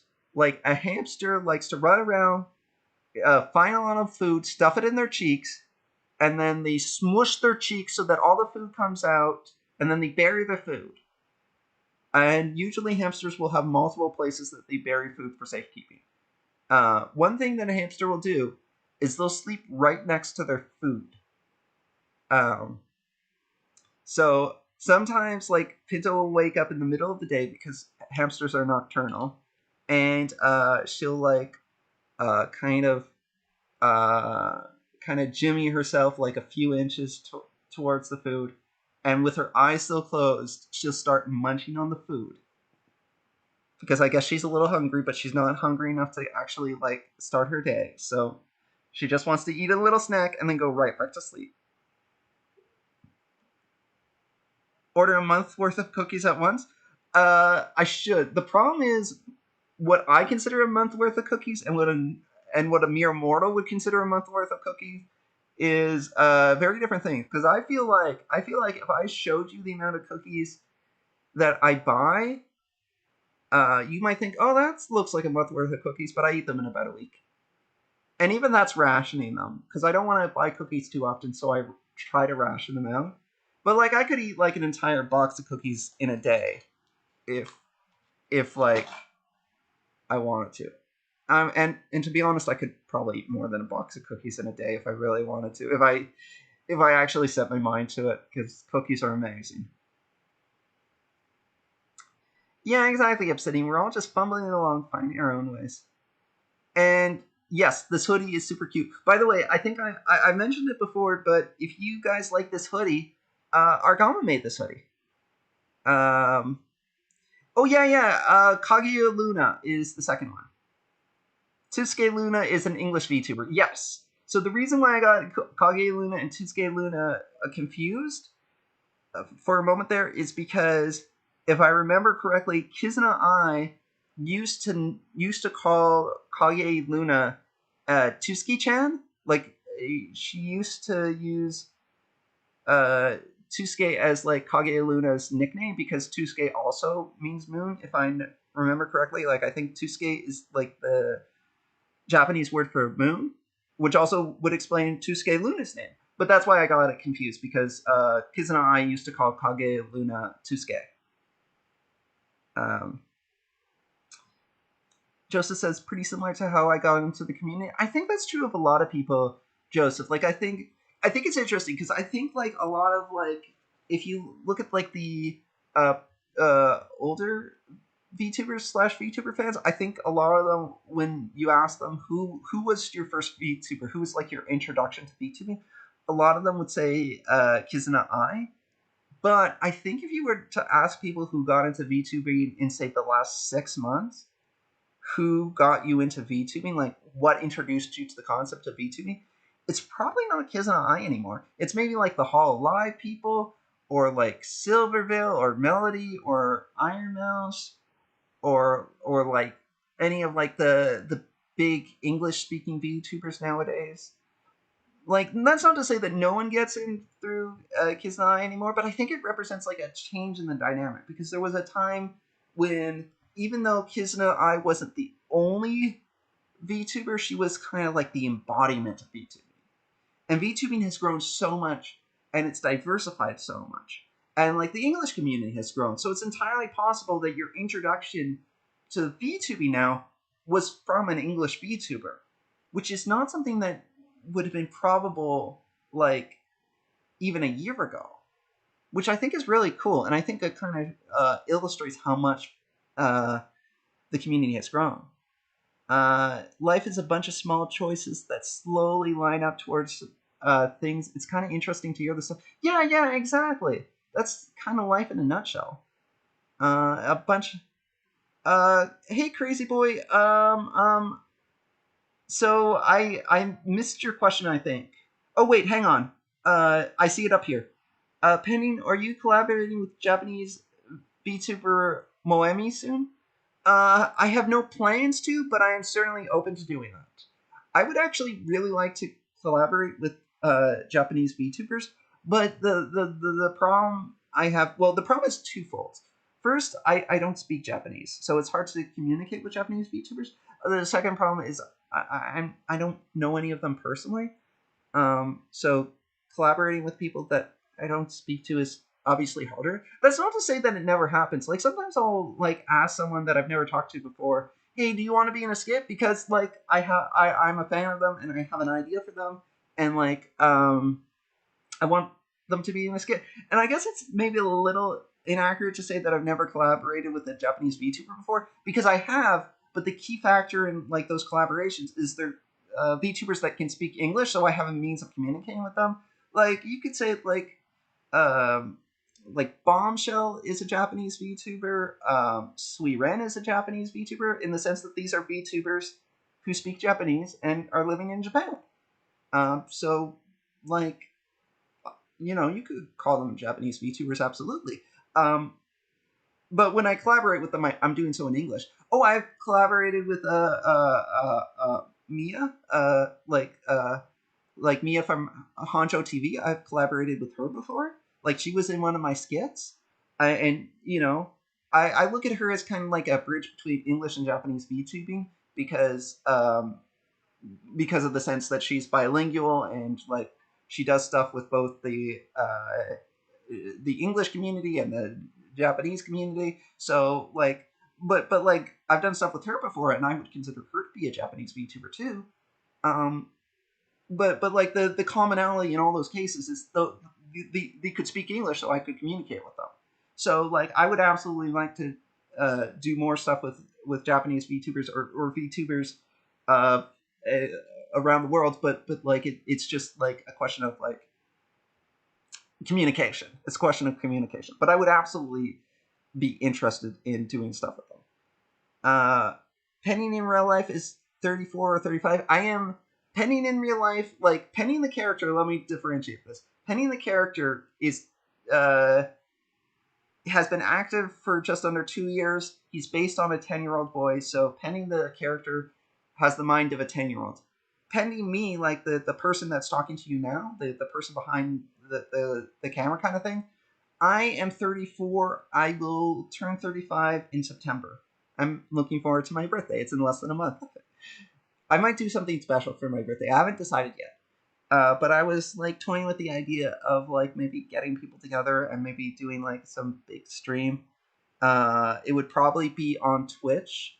Although that being said, in terms of big streams, I don't have any plans for it. But like on last year on this channel, to celebrate Penning's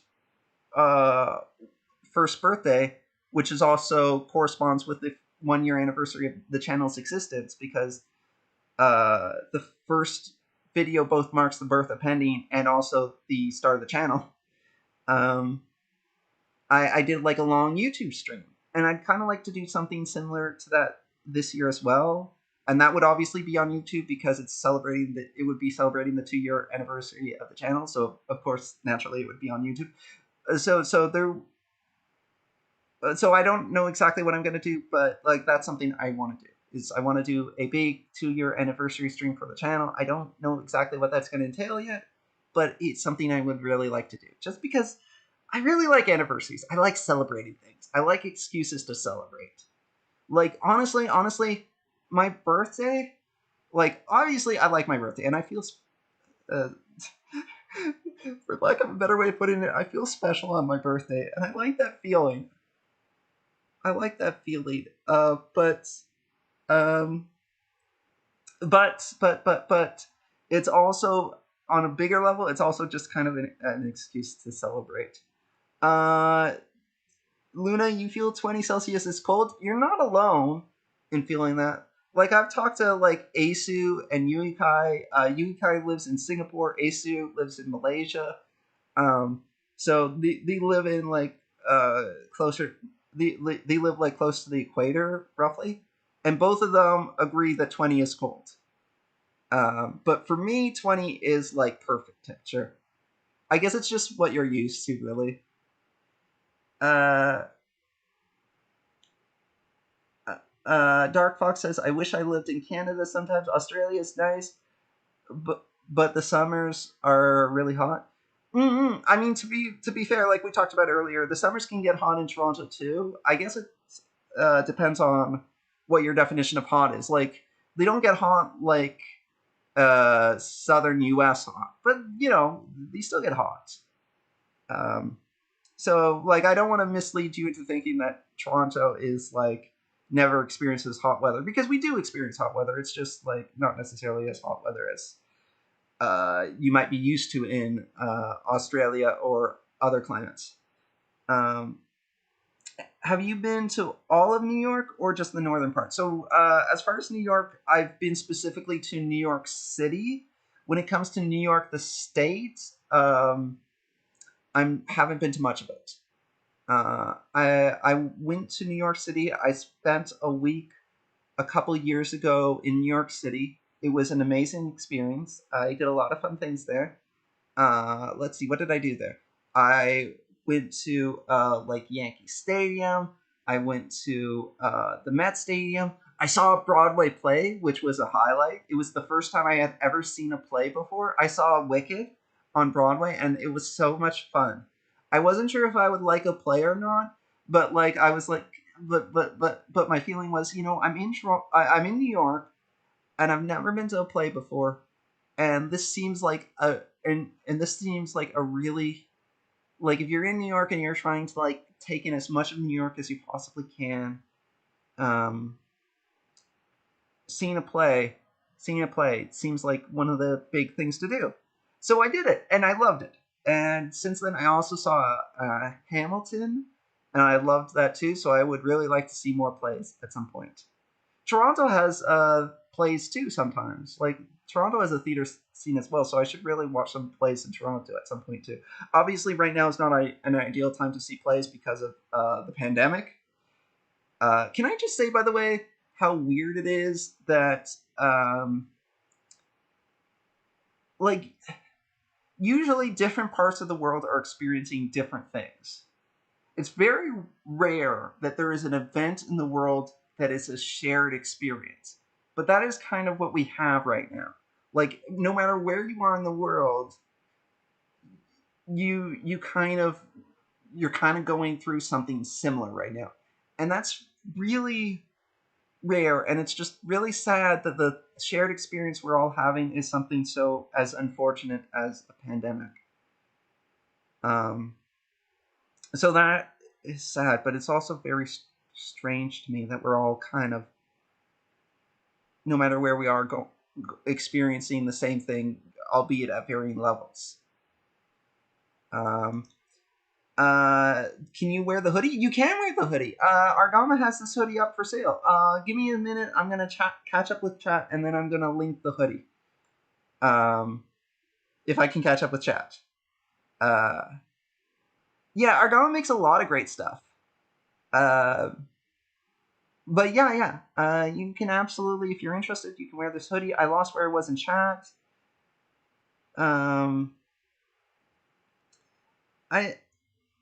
I'd say we have Project Melody to thank for the English VTuber growth. I definitely think there's truth to that. I definitely think that it is the case that Melody led to a rise in English VTubing. Like, obviously, there was English VTubing before that, and we were seeing growth in the English VTubing community before Melody. However, there was a big spike after Melody. And so I think it's too big of a coincidence to discount the fact that Melody definitely led to a growth in VTubing. So yes, I would say absolutely, like, you can attribute a spike in VTubing to Melody. It's not like solely Melody, because like there was growth before then, there's been growth after then, but Melody made a big contribution to like the VTubing spreading throughout like the Western world. Rinasobi was your first VTuber. I've seen a fair amount of Rinasobi stuff, and I really like Rinasobi stuff. I don't know Rinasobi personally. I'd like to have the opportunity to talk to her at some point. I have like talked to her a little bit, in the sense that we've talked a bit over Twitter, but not like in the sense that we haven't like really sat down and had a conversation before. But like, I think it would be cool to at some point. Yeah, I don't really have like anything to say beyond that. I just think it would be cool to meet Rinosobi at some point and talk to her, because she seems like a really nice person. Kizuna was mine, but it was the YouTuber Lost Pause that widened my horizons. Yeah, Lost Pause. I'm not terribly familiar with Lost Pause either, but I am aware that he has made a contribution to kind of informing people of VTubing, and the fact that VTubing is, you know, a thing that exists, and a thing that people do and enjoy. So Lost Pause definitely deserves credit for growing VTubing as well. Jin says, I was introduced to VTubing from Amani Yamato and Otamashi Rhythm. Oh, so we have a similarity there in that Rhythm wasn't my first VTuber, but she was my first English speaking VTuber. Momiji was your first VTuber. Like, my first live stream was her doing that VA practice. Oh yeah. Oh man, I loved doing those VA streams with Momiji. Those were so much fun. I don't know if this is the one you're referring to, but I remember like me and Momiji a little bit, and Moe and Yui all did that together, and then we would invite like a 6-person on to serve as like a guest. And unfortunately, we didn't do too many of those. I think honestly, part of it was just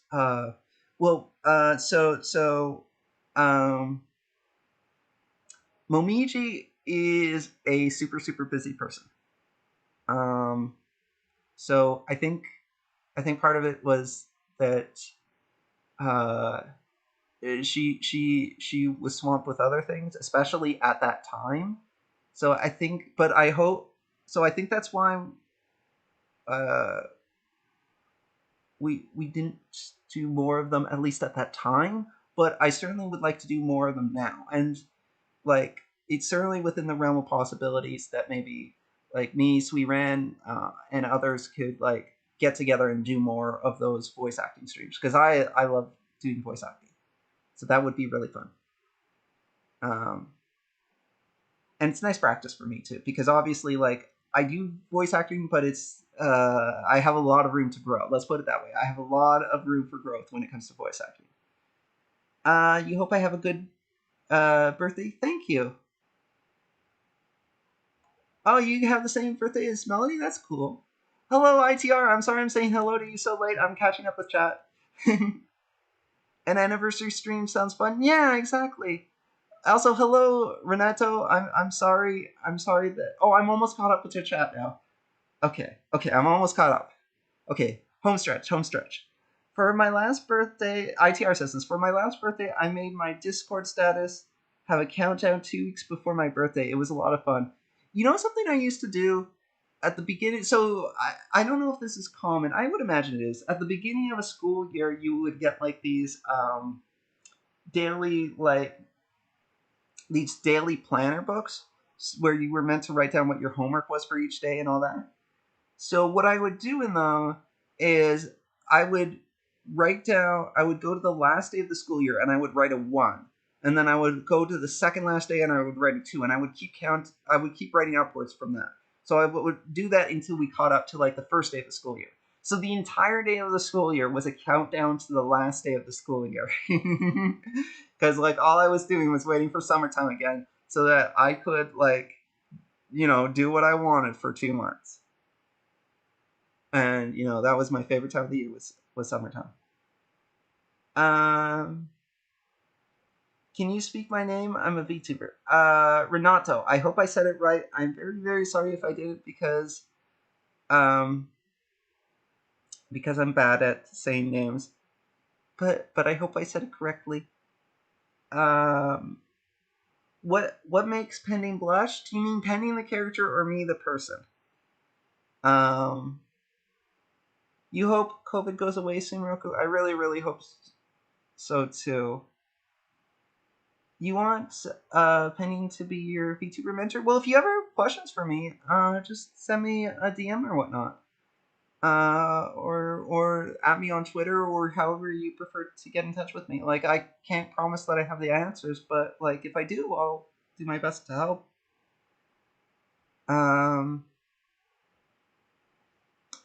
I've been subbed to a few VTubers, but you were the first one I actually watched every video of. Thank you so much. I really appreciate that. I talked to someone the other day, who said that, who was like starting VTubing, and they said that like I was like the second VTuber they saw or something like that, and that was really special to me, because like, especially early on when we were really small, one of the things I really wanted to do was try to find a way to expand the VTubing audience. And I still want that, but like it feels special, the idea that like maybe I've made a contribution. Like maybe I've made my mark on the community in some way. And like there are definitely people that have made bigger marks than me. There's no question about that. Like a lot of people have, like, I mean, I could start naming names, but then I'd leave people out, and there's a lot of people that I could name. But I hope that I've made a mark in some way. Thank you, Roku. Because, like,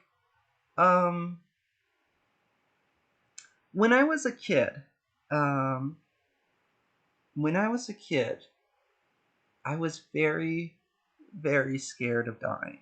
Like, I wasn't sickly. I wasn't under any threat of death. It's just that the concept of death terrified me. And one thing I thought that I really wanted to do that would make it better was that if I could contribute something that would outlive me, and it wouldn't necessarily have to be a big thing, but if I could like have an influence on other people, if I could like contribute, if I could like make it so that people know I exist, um, then I get that was something that I could look at as kind of a comfort, because it would be a sign that I've done something maybe a little bigger than me. And in a way, VTubing has that kind of potential, because like, even if the penning skits in particular don't necessarily outlive me, um, maybe my mark on the community, whatever it's been, can kind of have a spider web effect where, A leads to B leads to C kind of thing. That, like, so, like, maybe I'm making a difference in my own small way, kind of thing, to people, to the world at large, I guess, in a way, if that makes sense. Joseph says, I mean, you kind of got me into the wider community. Moe was the first English VTuber I watched, but her rating your smaller, more personal stream was part of why I stuck around. I'm glad. I'm glad. I'm glad I helped. Moe is also. Let me take this opportunity to say, Moe is super nice and has been like a really, really uh, great and supportive friend to me, and I'm very, very grateful to her uh, for for all the help that she's given me, and for just like being a really, really good friend to me. Um, so I'm very grateful for her, and yeah, I can say your skits were a significant inspiration for me for what content I want to try and make. That's great. Because like I was saying at the beginning of the stream, uh, like tying this back into where we started, part of what I was setting out to do was was with the latest skit, with the SIGGRAPH skit, with submitting to SIGGRAPH, was to hopefully inspire other people, to show other people that VTubing can be for storytelling, and maybe lead more people to do that. So if the penning skits inspire other people to do this kind of thing, to make skits, then I feel like um, that's really good. That's something I really appreciate. That's something I'm really happy about. Your Better Know a VTuber series also helped me get to know more people in the community. That was one of the goals of the Better Know a VTuber series, which I want to bring back. There's two reasons why the Better Know a VTuber series went on kind of a hiatus, and I use hiatus in question marks because it's not like officially paused or anything. It's just that I haven't done one in a while, and there's two reasons for that.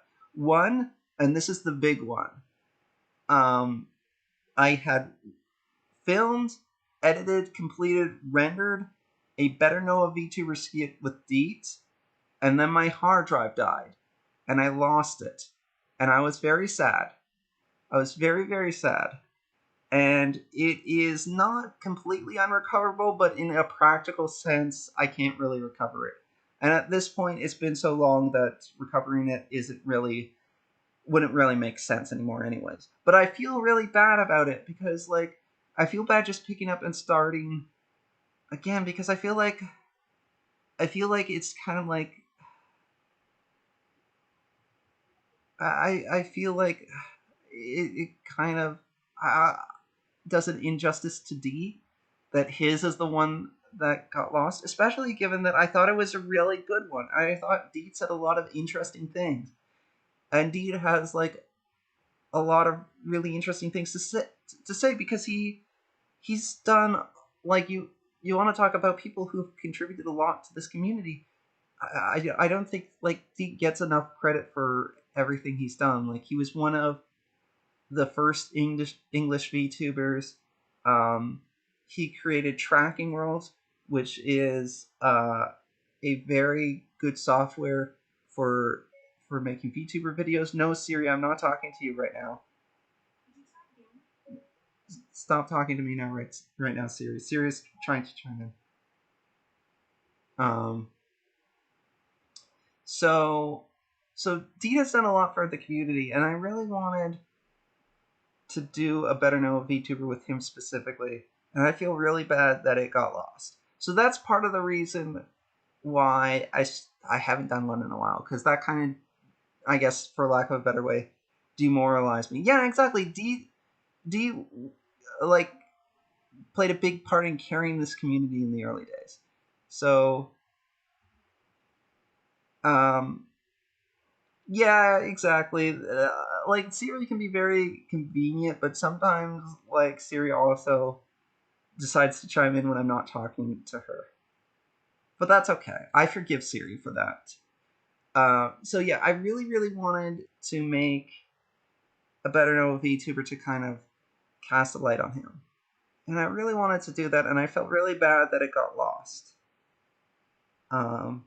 So that's part of the reason. The other reason why I kind of haven't gone back to it recently is because other people have kind of been doing interview series recently. Asu's been doing his hero talk, although that's a bit different from mine because unlike mine where I was interviewing the person behind the VTuber, Asu's interviews are from a character perspective. And also John Law's Anime has been doing interviews recently. He interviewed me, and I think he's doing a really good job with the interviews. So I've kind of felt like my Better Know VTubers were in some ways a little redundant, though maybe not entirely, because the one thing that my thing has that's a bit different from those ones is whereas those series were made to be streams, the Better Know VTuber was made to be videos. Which isn't like a huge difference, but it is a little difference. It's a subtle difference. It's enough that I can kind of justify it. Plus, also, maybe ideally, I'd ask different questions, although interviewing is really difficult. It's really hard to find questions that are different than other people. Like, I've talked with someone else about this before, that, like, their main thing is like when they get interviewed, it always seems to be the same questions, and it's a very good point. But the solution to that is a little tougher because the obvious question is, the obvious answer is ask different questions. But part of the struggle is one not knowing exactly what the different questions are, like what the questions are that he asked before, and then also two, being being a bit unsure of what are good alternate questions, because the reason why the reason why certain questions keep getting asked is because they're questions that make sense to ask. Like, for example, how did you get into VTubing? It's a question that I have a lot of interest in. But yeah, if you've done an interview before, you probably you've probably been asked that question before, provided that you are a VTuber. Or another one, I always liked to start with the question,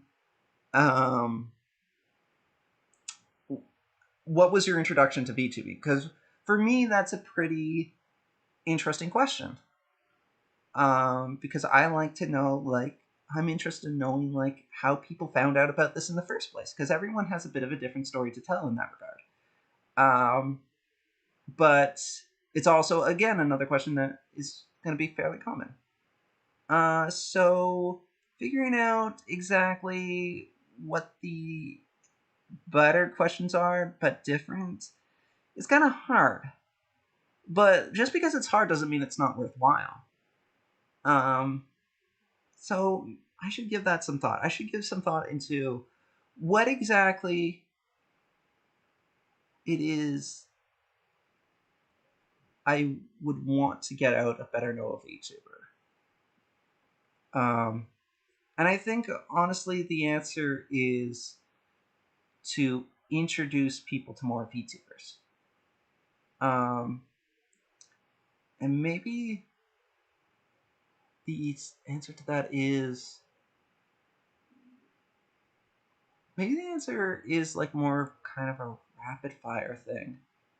Like maybe a bunch of smaller, better known VTubers where I talk to a lot of like a lot of lesser known VTubers, but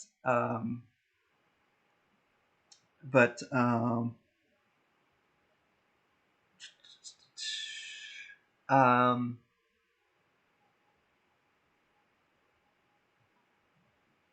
for but like with shorter periods of time, so I can talk to more of them. It actually kind of ties into something else because I've noticed recently I'm at about 1,800 some odd subs. Um, so I was starting to think about what if I reach 2,000 subs? What do I want to do at 2K? Because like in theory, that's a goal that's obtainable. Like I'm not that far away from it. It's not like I'm gonna obtain it tomorrow or anything, but you know, over time, that's something I'm gonna reach. And I'd like to do a special video for it, like I did with 1K. And I've started to think about what I want to do about that. And part of me is like, I kind of want to do something that gives back to the community, kind of like what I aim to do with my 1K video. If for people that haven't seen the video that I did at 1K, basically that video was me highlighting new VTubers. Um, so like I asked new VTubers if they would tell me a little bit about themselves, and then I basically relayed that. And I was thinking about maybe doing something similar to that for 2K, although maybe instead of um, new VTubers, maybe I'd focus on like smaller VTubers. But then the question becomes, how do you define a smaller VTuber? And that's a little hard for me to say how you would define a smaller VTuber.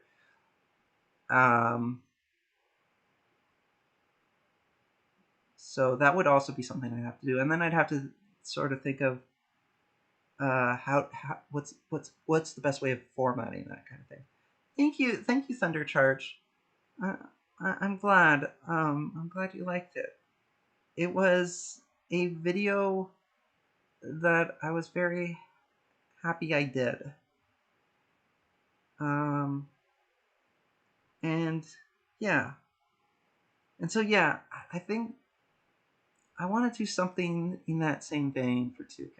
I'll have to figure out exactly what it is, but I have time still to think about it because like uh 2K is still a little ways off, so I still have some time to think about it. And like even if by some miracle I reach 2K tomorrow, that doesn't mean that I've missed the boat. Like because like there's nothing to say that the 2K special video has to come out right when I hit 2K. Uh, so even if like I somehow by a miracle reach 2K subs tomorrow, I could still then just start working on the 2K video at that point. You're a small VTuber, so small that you haven't even started yet. Mm-hmm. So yeah, that is small. Though hopefully, when you get started, you'll grow. You know, you'll you'll find your niche. Yeah, exactly. Maple did his 10 sub thank you video at like 100 some odd subs.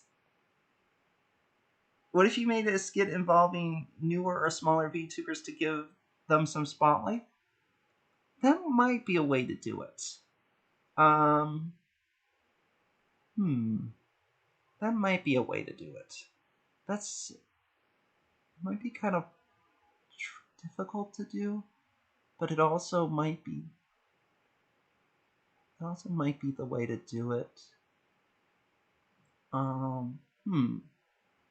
Yeah, maybe that's the best way to do it.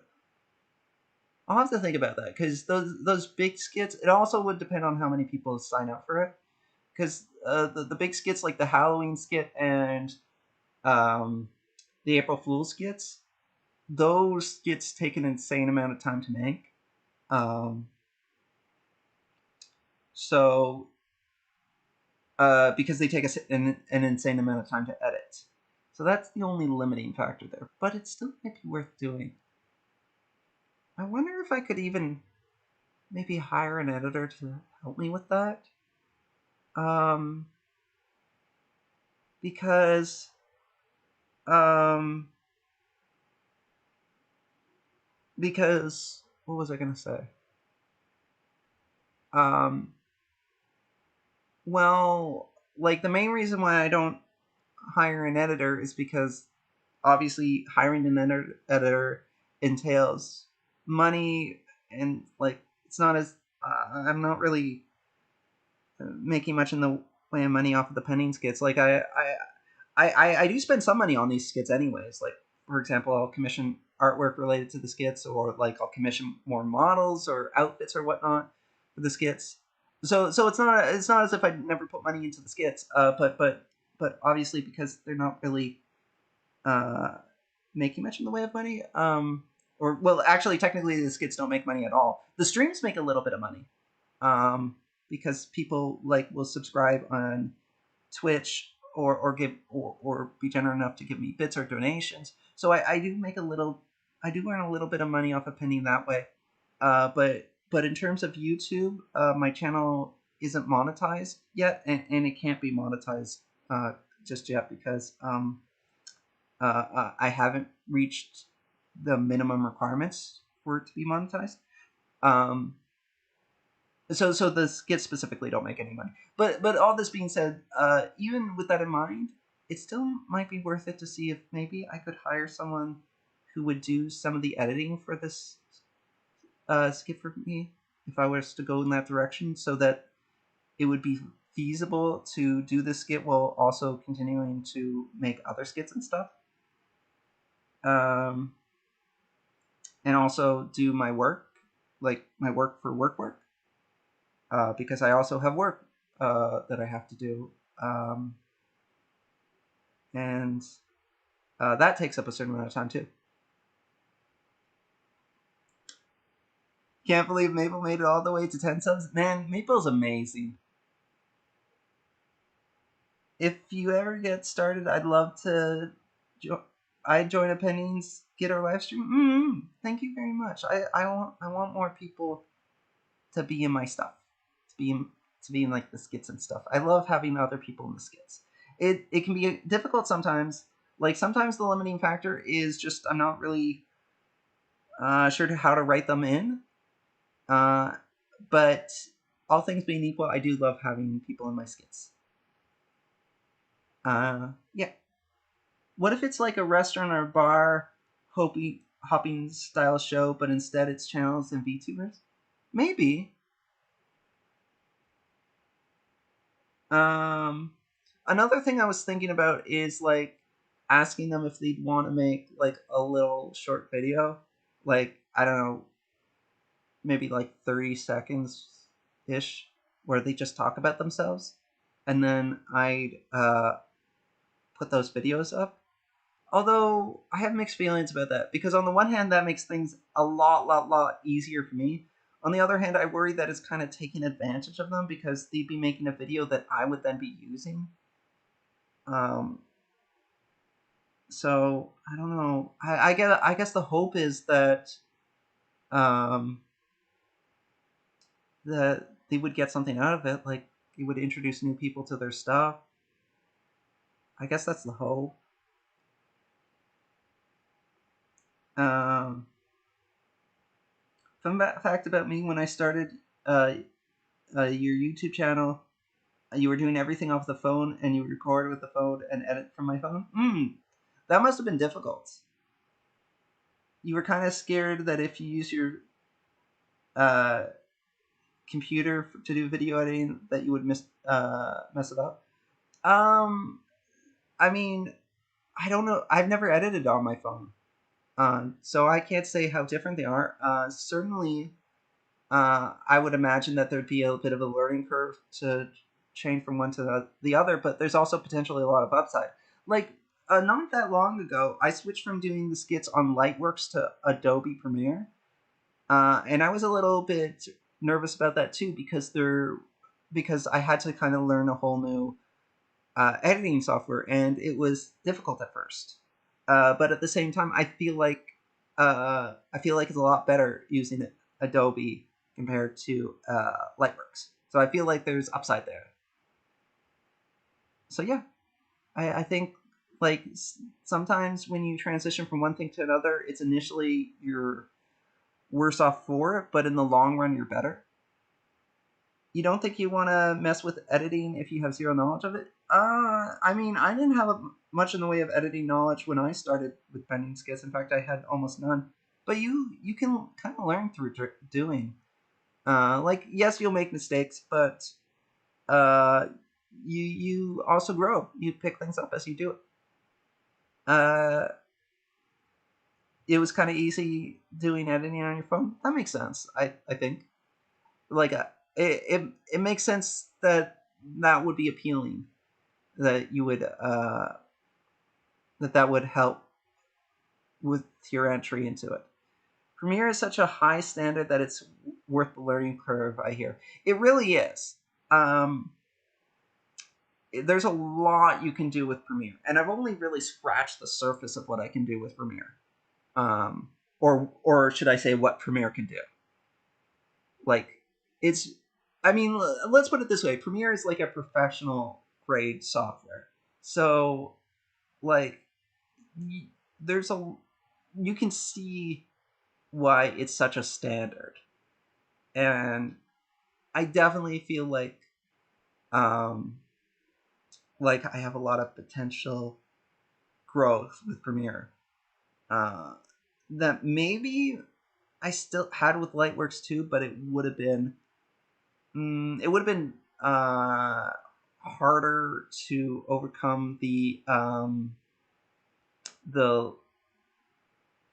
limitations of Lightworks, I guess, because it is a lighter weight software. But that's not to say that Lightworks is at all bad, because the thing about Lightworks is it's free.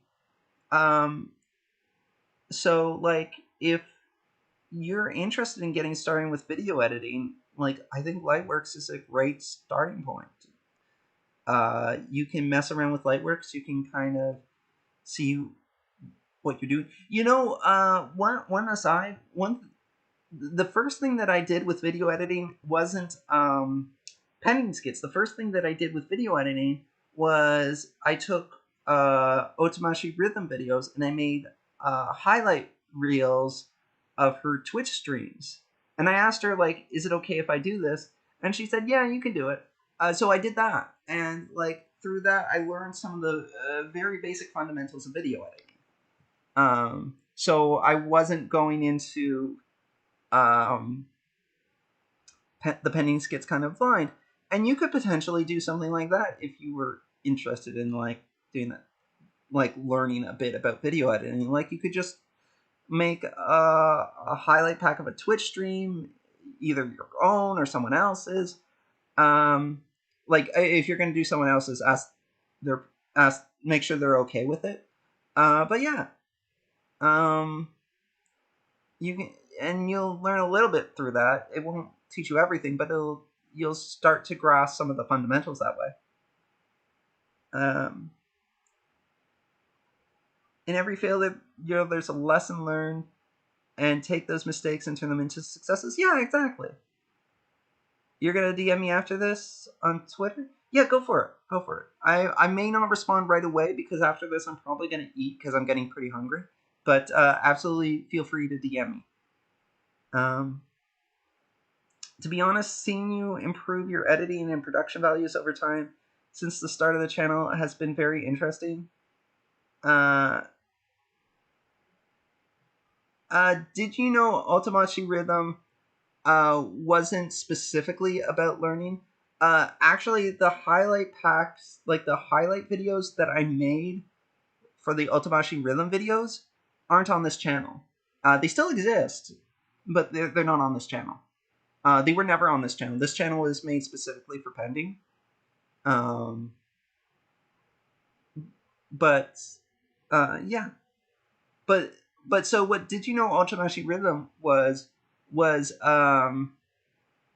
it came from this idea, like, basically, there's this series called Did You Know Gaming, and like they give you like trivia facts about various games and stuff. And I thought, wouldn't it be funny if I did that, but I but all the facts were wrong.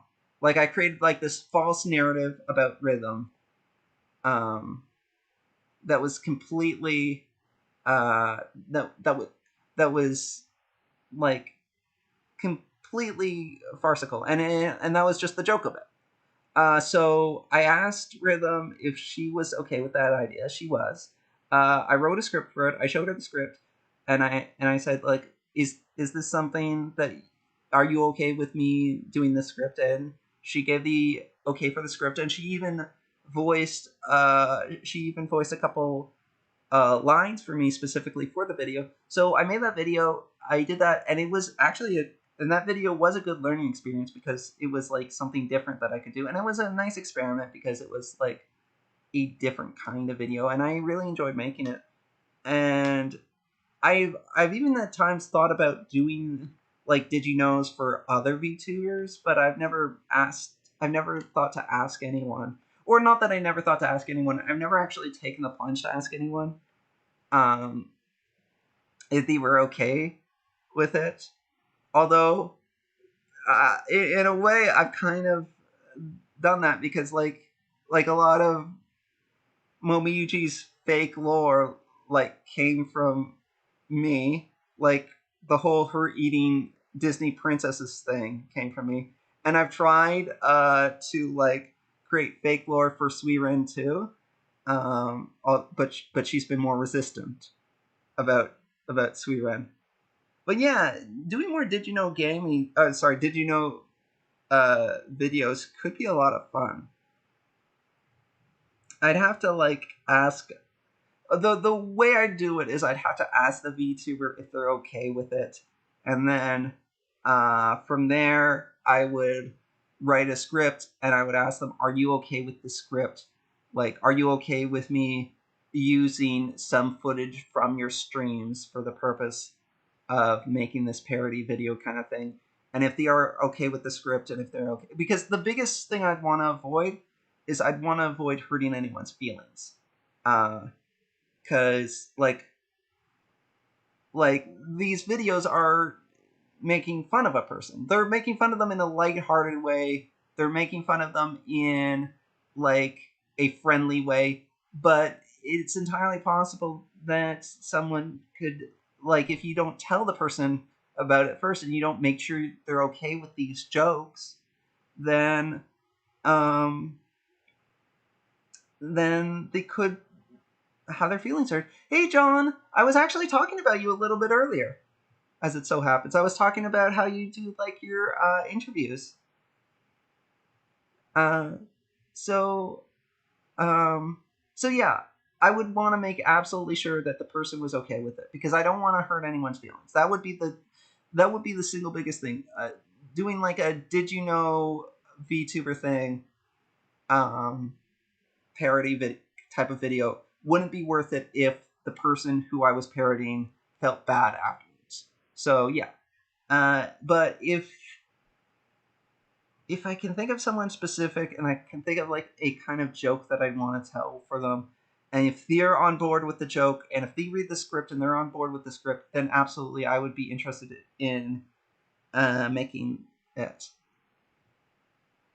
Oh, oh no, John, it's nothing like that. It's I but I do really like your interviews. I think you're doing a good job with your interview series, and I think it's a really helpful thing. And I appreciate that you interviewed me too. Yeah. So yeah. Man, we've got this. This has been a real stream of consciousness stream. Um, because because we rambled about a lot of different things, and now we're approaching like the 2.5 hour mark, and it's like noon now, um, and I'm hungry, and I'm probably gonna eat soon. Maybe I should order some food. Let's go on a journey together, guys. Let's look at Uber Eats together. Man, okay, let me tell you guys a story. Let me tell you my story. We might not have long. Or something like that. I can't remember what Titus says at the beginning of Final Fantasy X, but it's something like that. So there was a time hours ago when I was like, I want a poutine. And I was like, I'm going to order a McDonald's poutine. And then I found out McDonald's only serves poutines from 11 a.m. to 4 a.m. And it was like 5:30 a.m. when I wanted the poutine. So McDonald's, I was in that weird point in the world where McDonald's doesn't serve its poutine, but I really wanted that poutine.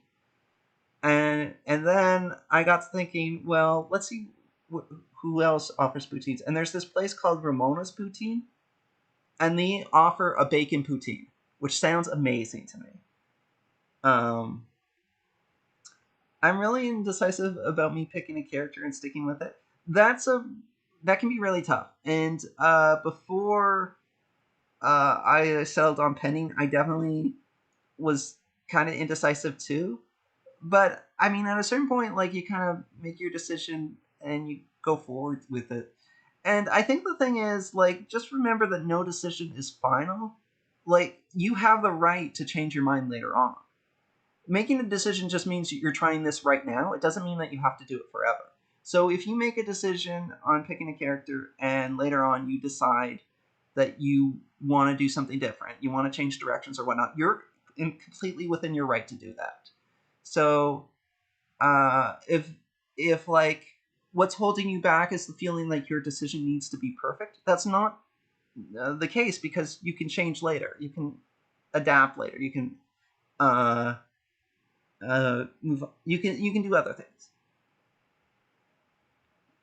And thank you so much, John. I'm really really glad. Exactly. You can always reboot or update later. You can, if you're telling stories, you can introduce new characters, whatnot. You can change directions. Like, like if you look at the very first pending skit and compare it to like the modern pending skits, modern being like a loose term because we're talking about a span of uh, like a year and 3/4. But if you look at the very first penny skit and the very latest penny skit, they're extremely different things. Like Penny, the character has changed a lot. The model is different. The aesthetic is different. Even the feel of it is different. Like things have changed a lot. So like, but so like I made a decision and I went forward with it. But I also changed my mind over time. And also that speaks to why there are some plot holes in the Penny lore, because like I've changed my mind about things as I went on. Um, which there's problems with that, but it's also, you know, it is what it is. You know, you adopt, you do the best with what you have. At least I hope, or I hope I'm doing the best with what I have, or I'm striving to do the best with what I have. Um, or do the other characters in rotation? There's no rules. That's entirely true too. There's nothing to say that you have to have just the one character. Like, there's nothing to say that I can't do a stream with, like, the subtitles model or whatnot. Speaking of which, Roku, I have something for you later. Before I forget, yeah, the lore used to be the feel of the skits early on was a lot darker. Then they got a lot more lighthearted over time because I like writing comedy. And I think going into this, I didn't really appreciate that I could write comedy because I had never really written comedy before. Like, I mentioned way early on that I had been writing a novel before doing the penny skits. The novel I wrote wasn't a comedy novel. It was It was like a teen action adventure novel with like heavy into the fantasy element, with people with mystical powers and all this stuff, and lots of fighting, and there was sad moments, and there was like darker moments too. Uh, but and there was funny moments as well. Like there was silly moments and stuff, but I didn't really lean on the comedy because I didn't really feel confident in my ability to write comedy. Um, and I think one thing that the Penny Skits has done is it's made me feel more confident with the idea that I can write comedy.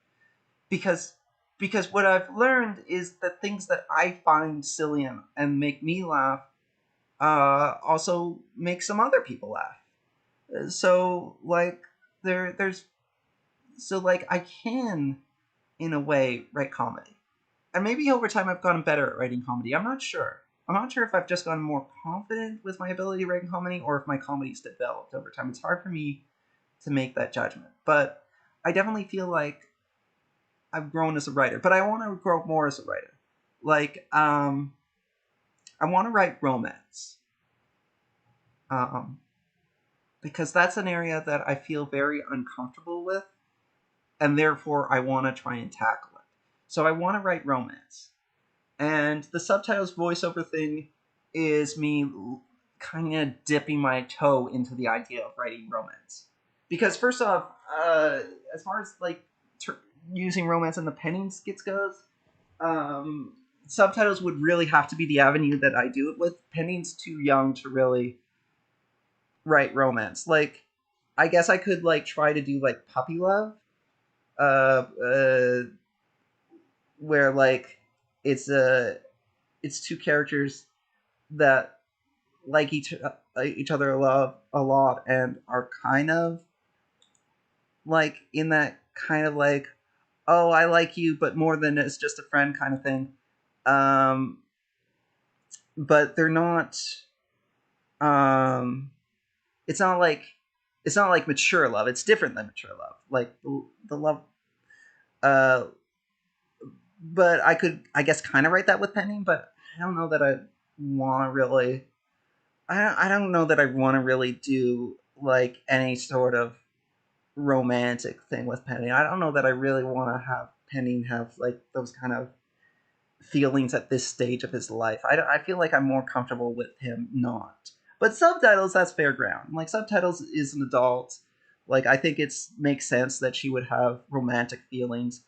And I think that her romantic feelings are somewhat complicated by her lack of experience. But I think that that kind of suits me well because I lack experience with romantic writing, so it kind of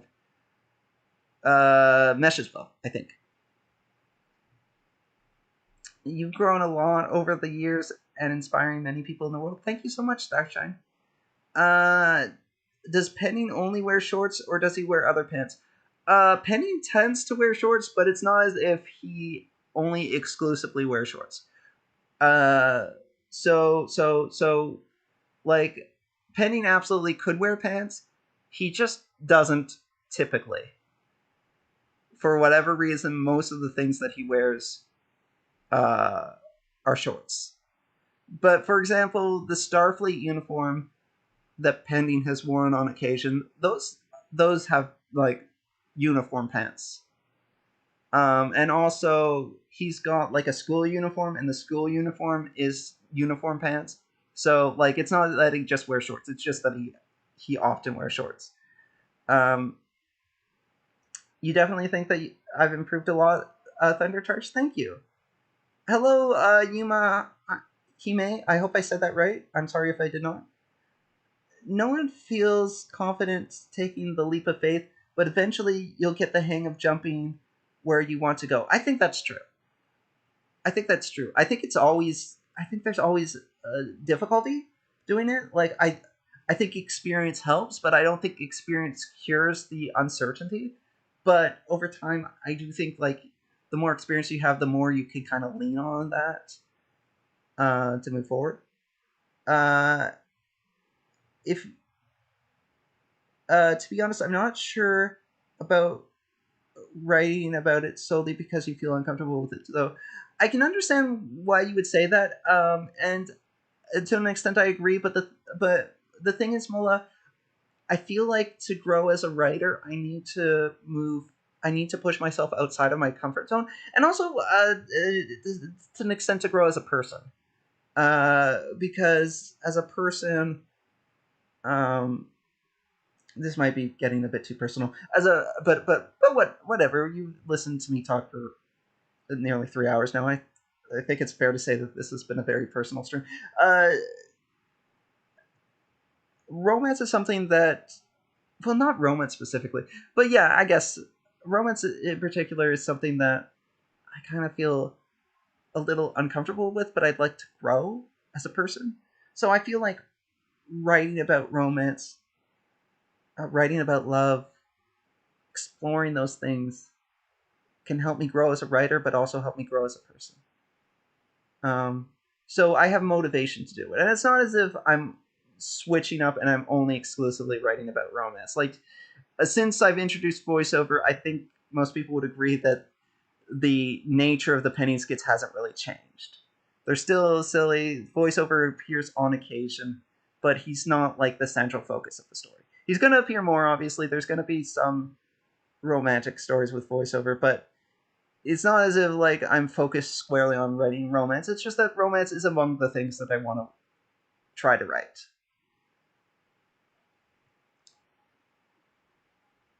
You remember talking to subtitles? Yeah. So I've started to experiment because subtitles has a Twitter account that I've used on occasion, and I've started messing with the idea of um actually like using it to like talk as subtitles. Um, I haven't done a lot of it yet, but I've messed around with it a bit. So this is you gotta go, Moldy Mole. Okay, have a good day. So this is Subtitles Twitter account. It's not particularly active, but yeah. What if Penny wears different outfits for different seasons of the year? That'd be kind of neat. Like technically subtitles doesn't rather technically Penny doesn't have to because the void is consistent temperature wise. But it would be kind of neat to have him wear different outfits, or just have him wear different outfits depending on the season. Actually, you want to see another outfit? We've been well you there I made a tweet of it. There's another outfit that I made, not made. Um, there's an outfit that I downloaded recently. I didn't make it. I made the gloves for it, but I didn't make the outfit. Let me be clear about this. I'm not taking credit for this outfit. This is not an outfit I made. This is just an outfit Penny is wearing, aside from the gloves, which I did make. Um, so I, I'm thinking of using that outfit in a skit. Um, and probably the premise of the skit will be like Penny feeling cool and subtitles arguing that Penny's not cool. But man, I love that outfit. Here's the thing, and I talked to Argom about this before. How Penny is not a cool character. He's a cute character. He's a cute character, but he's not a cool character. But I love cool outfits, and because Penny is my character, I want to dress Penny up in cool outfits. But Penny is not inherently cool, so it kind of it doesn't match up. Uh, when Penny wears cool outfits, it more suits him when he wears cute outfits. So therein lies a bit of the problem. What I'm thinking is maybe I want to have a character. I want to introduce a character that's cool. Um, that can pull off the cool outfits. I'm thinking about there's a character I've been thinking about adding for a little while now, whose name is Q or QE, like Q as in a Q, like spelled like that. His legs look cool. Well, cold. Well, I assume it's probably. Oh, actually, I think it was Refunk who responded it in Twitter. that his legs would be cool, and I said like they're warmed by his pure awesomeness. If OG Pending comes back, it would be weird to see clone Pending has Pen. Yeah. Thank you, Dark Fox. So what was I saying? So I was thinking about maybe like introducing Q and uh and like having her be a cooler character. The biggest reason why I haven't introduced Q yet is my fear about like finding someone to provide the voice of Q, because like I still gotta think of how to not think of I just it I'd want someone who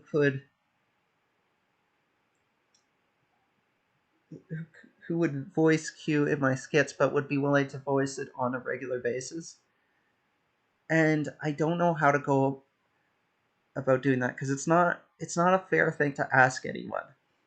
Um, so, by the way, for those that are wondering, Q is meant to be the counterpart of voiceover. So just like voiceover uh, is like so just like subtitles and pending are like kind of like a team in the loosest sense of the phrase. Q and voiceover are a team, but in the same way that subtitles talks a big game, but voiceover is actually the one who conquered worlds. Uh, Pend, Pending is kind of like this silly, fun-loving one that has like made-up adventures. But Q is like the one that actually goes on like adventures. Q would be the one that I imagine as like the the actual like action one of the two. Uh, I could hold open auditions. Um, well, the thing about Q's a girl, so I would want like someone who could do a young girl voice. And well, actually, Maple can do uh a girl voice. I would rather like um. Plus, also Maple's like Maple has a lot of stuff on his plate, so I don't want to bug Maple too much. Any more than I already do, because I already asked Maple for a lot. So like I already asked Maple for a lot, so I want to bug other people too. uh, yeah. So like I also Q still needs a model as well, but the biggest thing that's held me back from like uh putting myself on the wait list to get Q a model is just like I don't know how to go about the voice. Um, so maybe holding auditions would be the way to go. I don't know. I've never really held auditions before, so I don't really know. I don't really know what kind of reception there'd be for that. Um,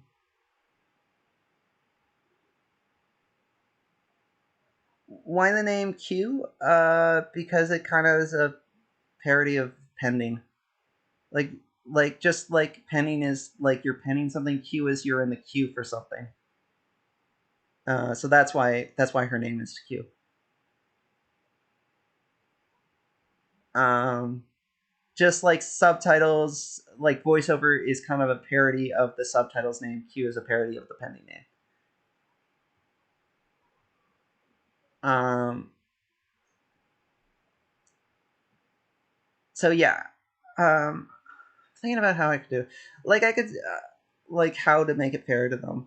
Like I could say like in exchange for like agreeing to voice this character, um, they they could have like access to the Q model and they could stream with the Q model if they wanted to. Though um, that's not like a big benefit because like most people have their own model anyways if they want to have a model at all. So they wouldn't necessarily take advantage of that.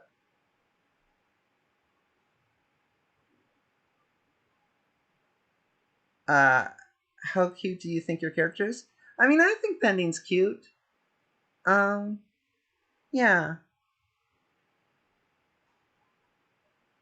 I guess like I could like well that's something I want to do is I want to like expand I want to expand the number of characters in Pending skits, like the regular occurring characters. Um,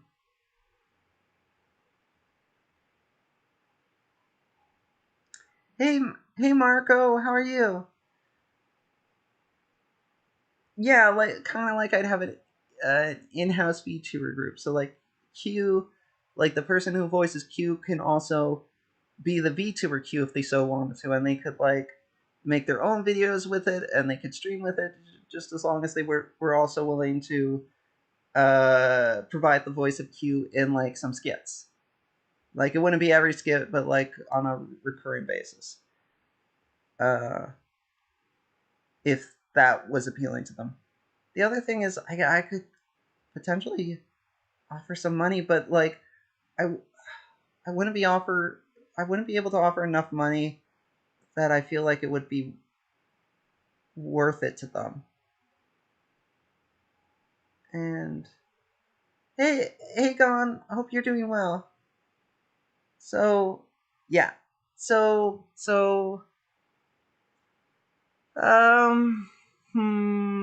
I don't know. I don't know. This it's a thing. It's a thing. I think the nice thing. I wish I knew more people in real life because if I knew people in real life, I could ask one of them. It's like, hey, would you be willing to voice a character for my thing? And maybe they'd say yes. But unfortunately, I don't know people in real life, so I can't really ask them to do that for me. Uh, so yeah, which is cuter? Oh, easily the character pending. I in real life, I wouldn't think of myself as being cute in real life. The character pending definitely by a mile is the cuter one. Uh, I should probably wrap this up because we've been going for about 3 hours now. But it's been a lot of fun talking to you guys. I've really enjoyed this. I've really enjoyed uh, having this chance to kind of converse with all of you. Nothing's cuter than a good personality. I think that's true too. I think the cutest thing is a person's personality. But yeah, thank you guys all for coming here. I had a lot of fun doing this. It was really nice to kind of like express all my thoughts, like my concerns, my hopes. Just talk about random things that were on our mind. Just kind of hang out with all of you. This is nice.